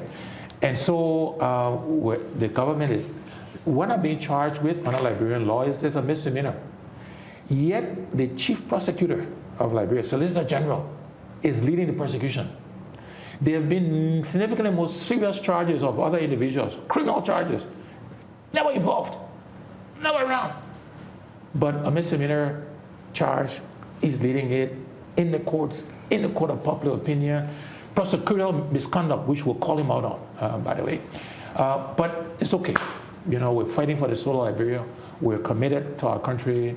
I've been incredibly blessed with different experiences, resources, strong intellect, and I'm going to do everything we can to try to change this country. And we'll take the bullets, we'll take the hits, because it's about Liberia. And then that was my follow-up, which is really the last question. Look, you're a high-ranking official at Coca-Cola. You were well compensated. You could very easily be using this time to serve on corporate boards, travel the world, relax, do other things, write memoirs, teach, or whatever. Why do this? Why, when that very well could be a much easier life? Yeah, every now and then I wonder why as well, but that's only 30 seconds because... Does your wife want the same thing, like, how's what you doing? Right, so every now and then for 30 seconds, and then maybe she for 60 seconds. But, but I'm very committed to this country, Roland. I view everything you've described as I've been blessed, and I use that word deliberately, right? And I don't think I was blessed to kind of go lay on the beach and play golf and be on boards. I could be making more money. I play golf. I love golf. Let's just be clear. My wife plays golf. Teresa's very good at it. There you go. All right. So I'll bring my golf clubs next time and see how I play. Absolutely. I really think I was blessed with these experiences to help the country of my birth, to help Liberia, right? And I'm passionate about it. I believe we can change this country. Liberians are smart people. Roland, I'm not just saying it, I'm biased, but we are. We're industrious, we're resilient, and if we work together, if we think about leadership as most servant leadership, we can change this country, and I'm committed to that. There will be time for the relaxation, to play golf and do this stuff, but for now, is how we can get Liberia back on track. And I use the word we, not I, right? It will take us collectively as a people, right? A few hundred leaders committed to doing this, not just in government, in the church, in the mosque, in civil society, in the private sector. We get a few hundred Liberians who are committed, we can change this country. And I want to be a part of that transformation. And God willing, I want to lead that transformation and to serve the Liberian people so we can achieve what I believe this country has the capacity to achieve. We have the resources, we have to manage it well, and then we will no longer be a rich country and poor people. We'll be a rich country and rich people, and I think that can be achieved. But the obstacles are huge, because human nature, the folks, the men and women today that benefit from the system that is, they are fighting, and they are going to fight, but we're going to fight back. All right. Alex Cummings, I appreciate it. Roland, thanks a lot. I appreciate it. Great questions. I appreciate it.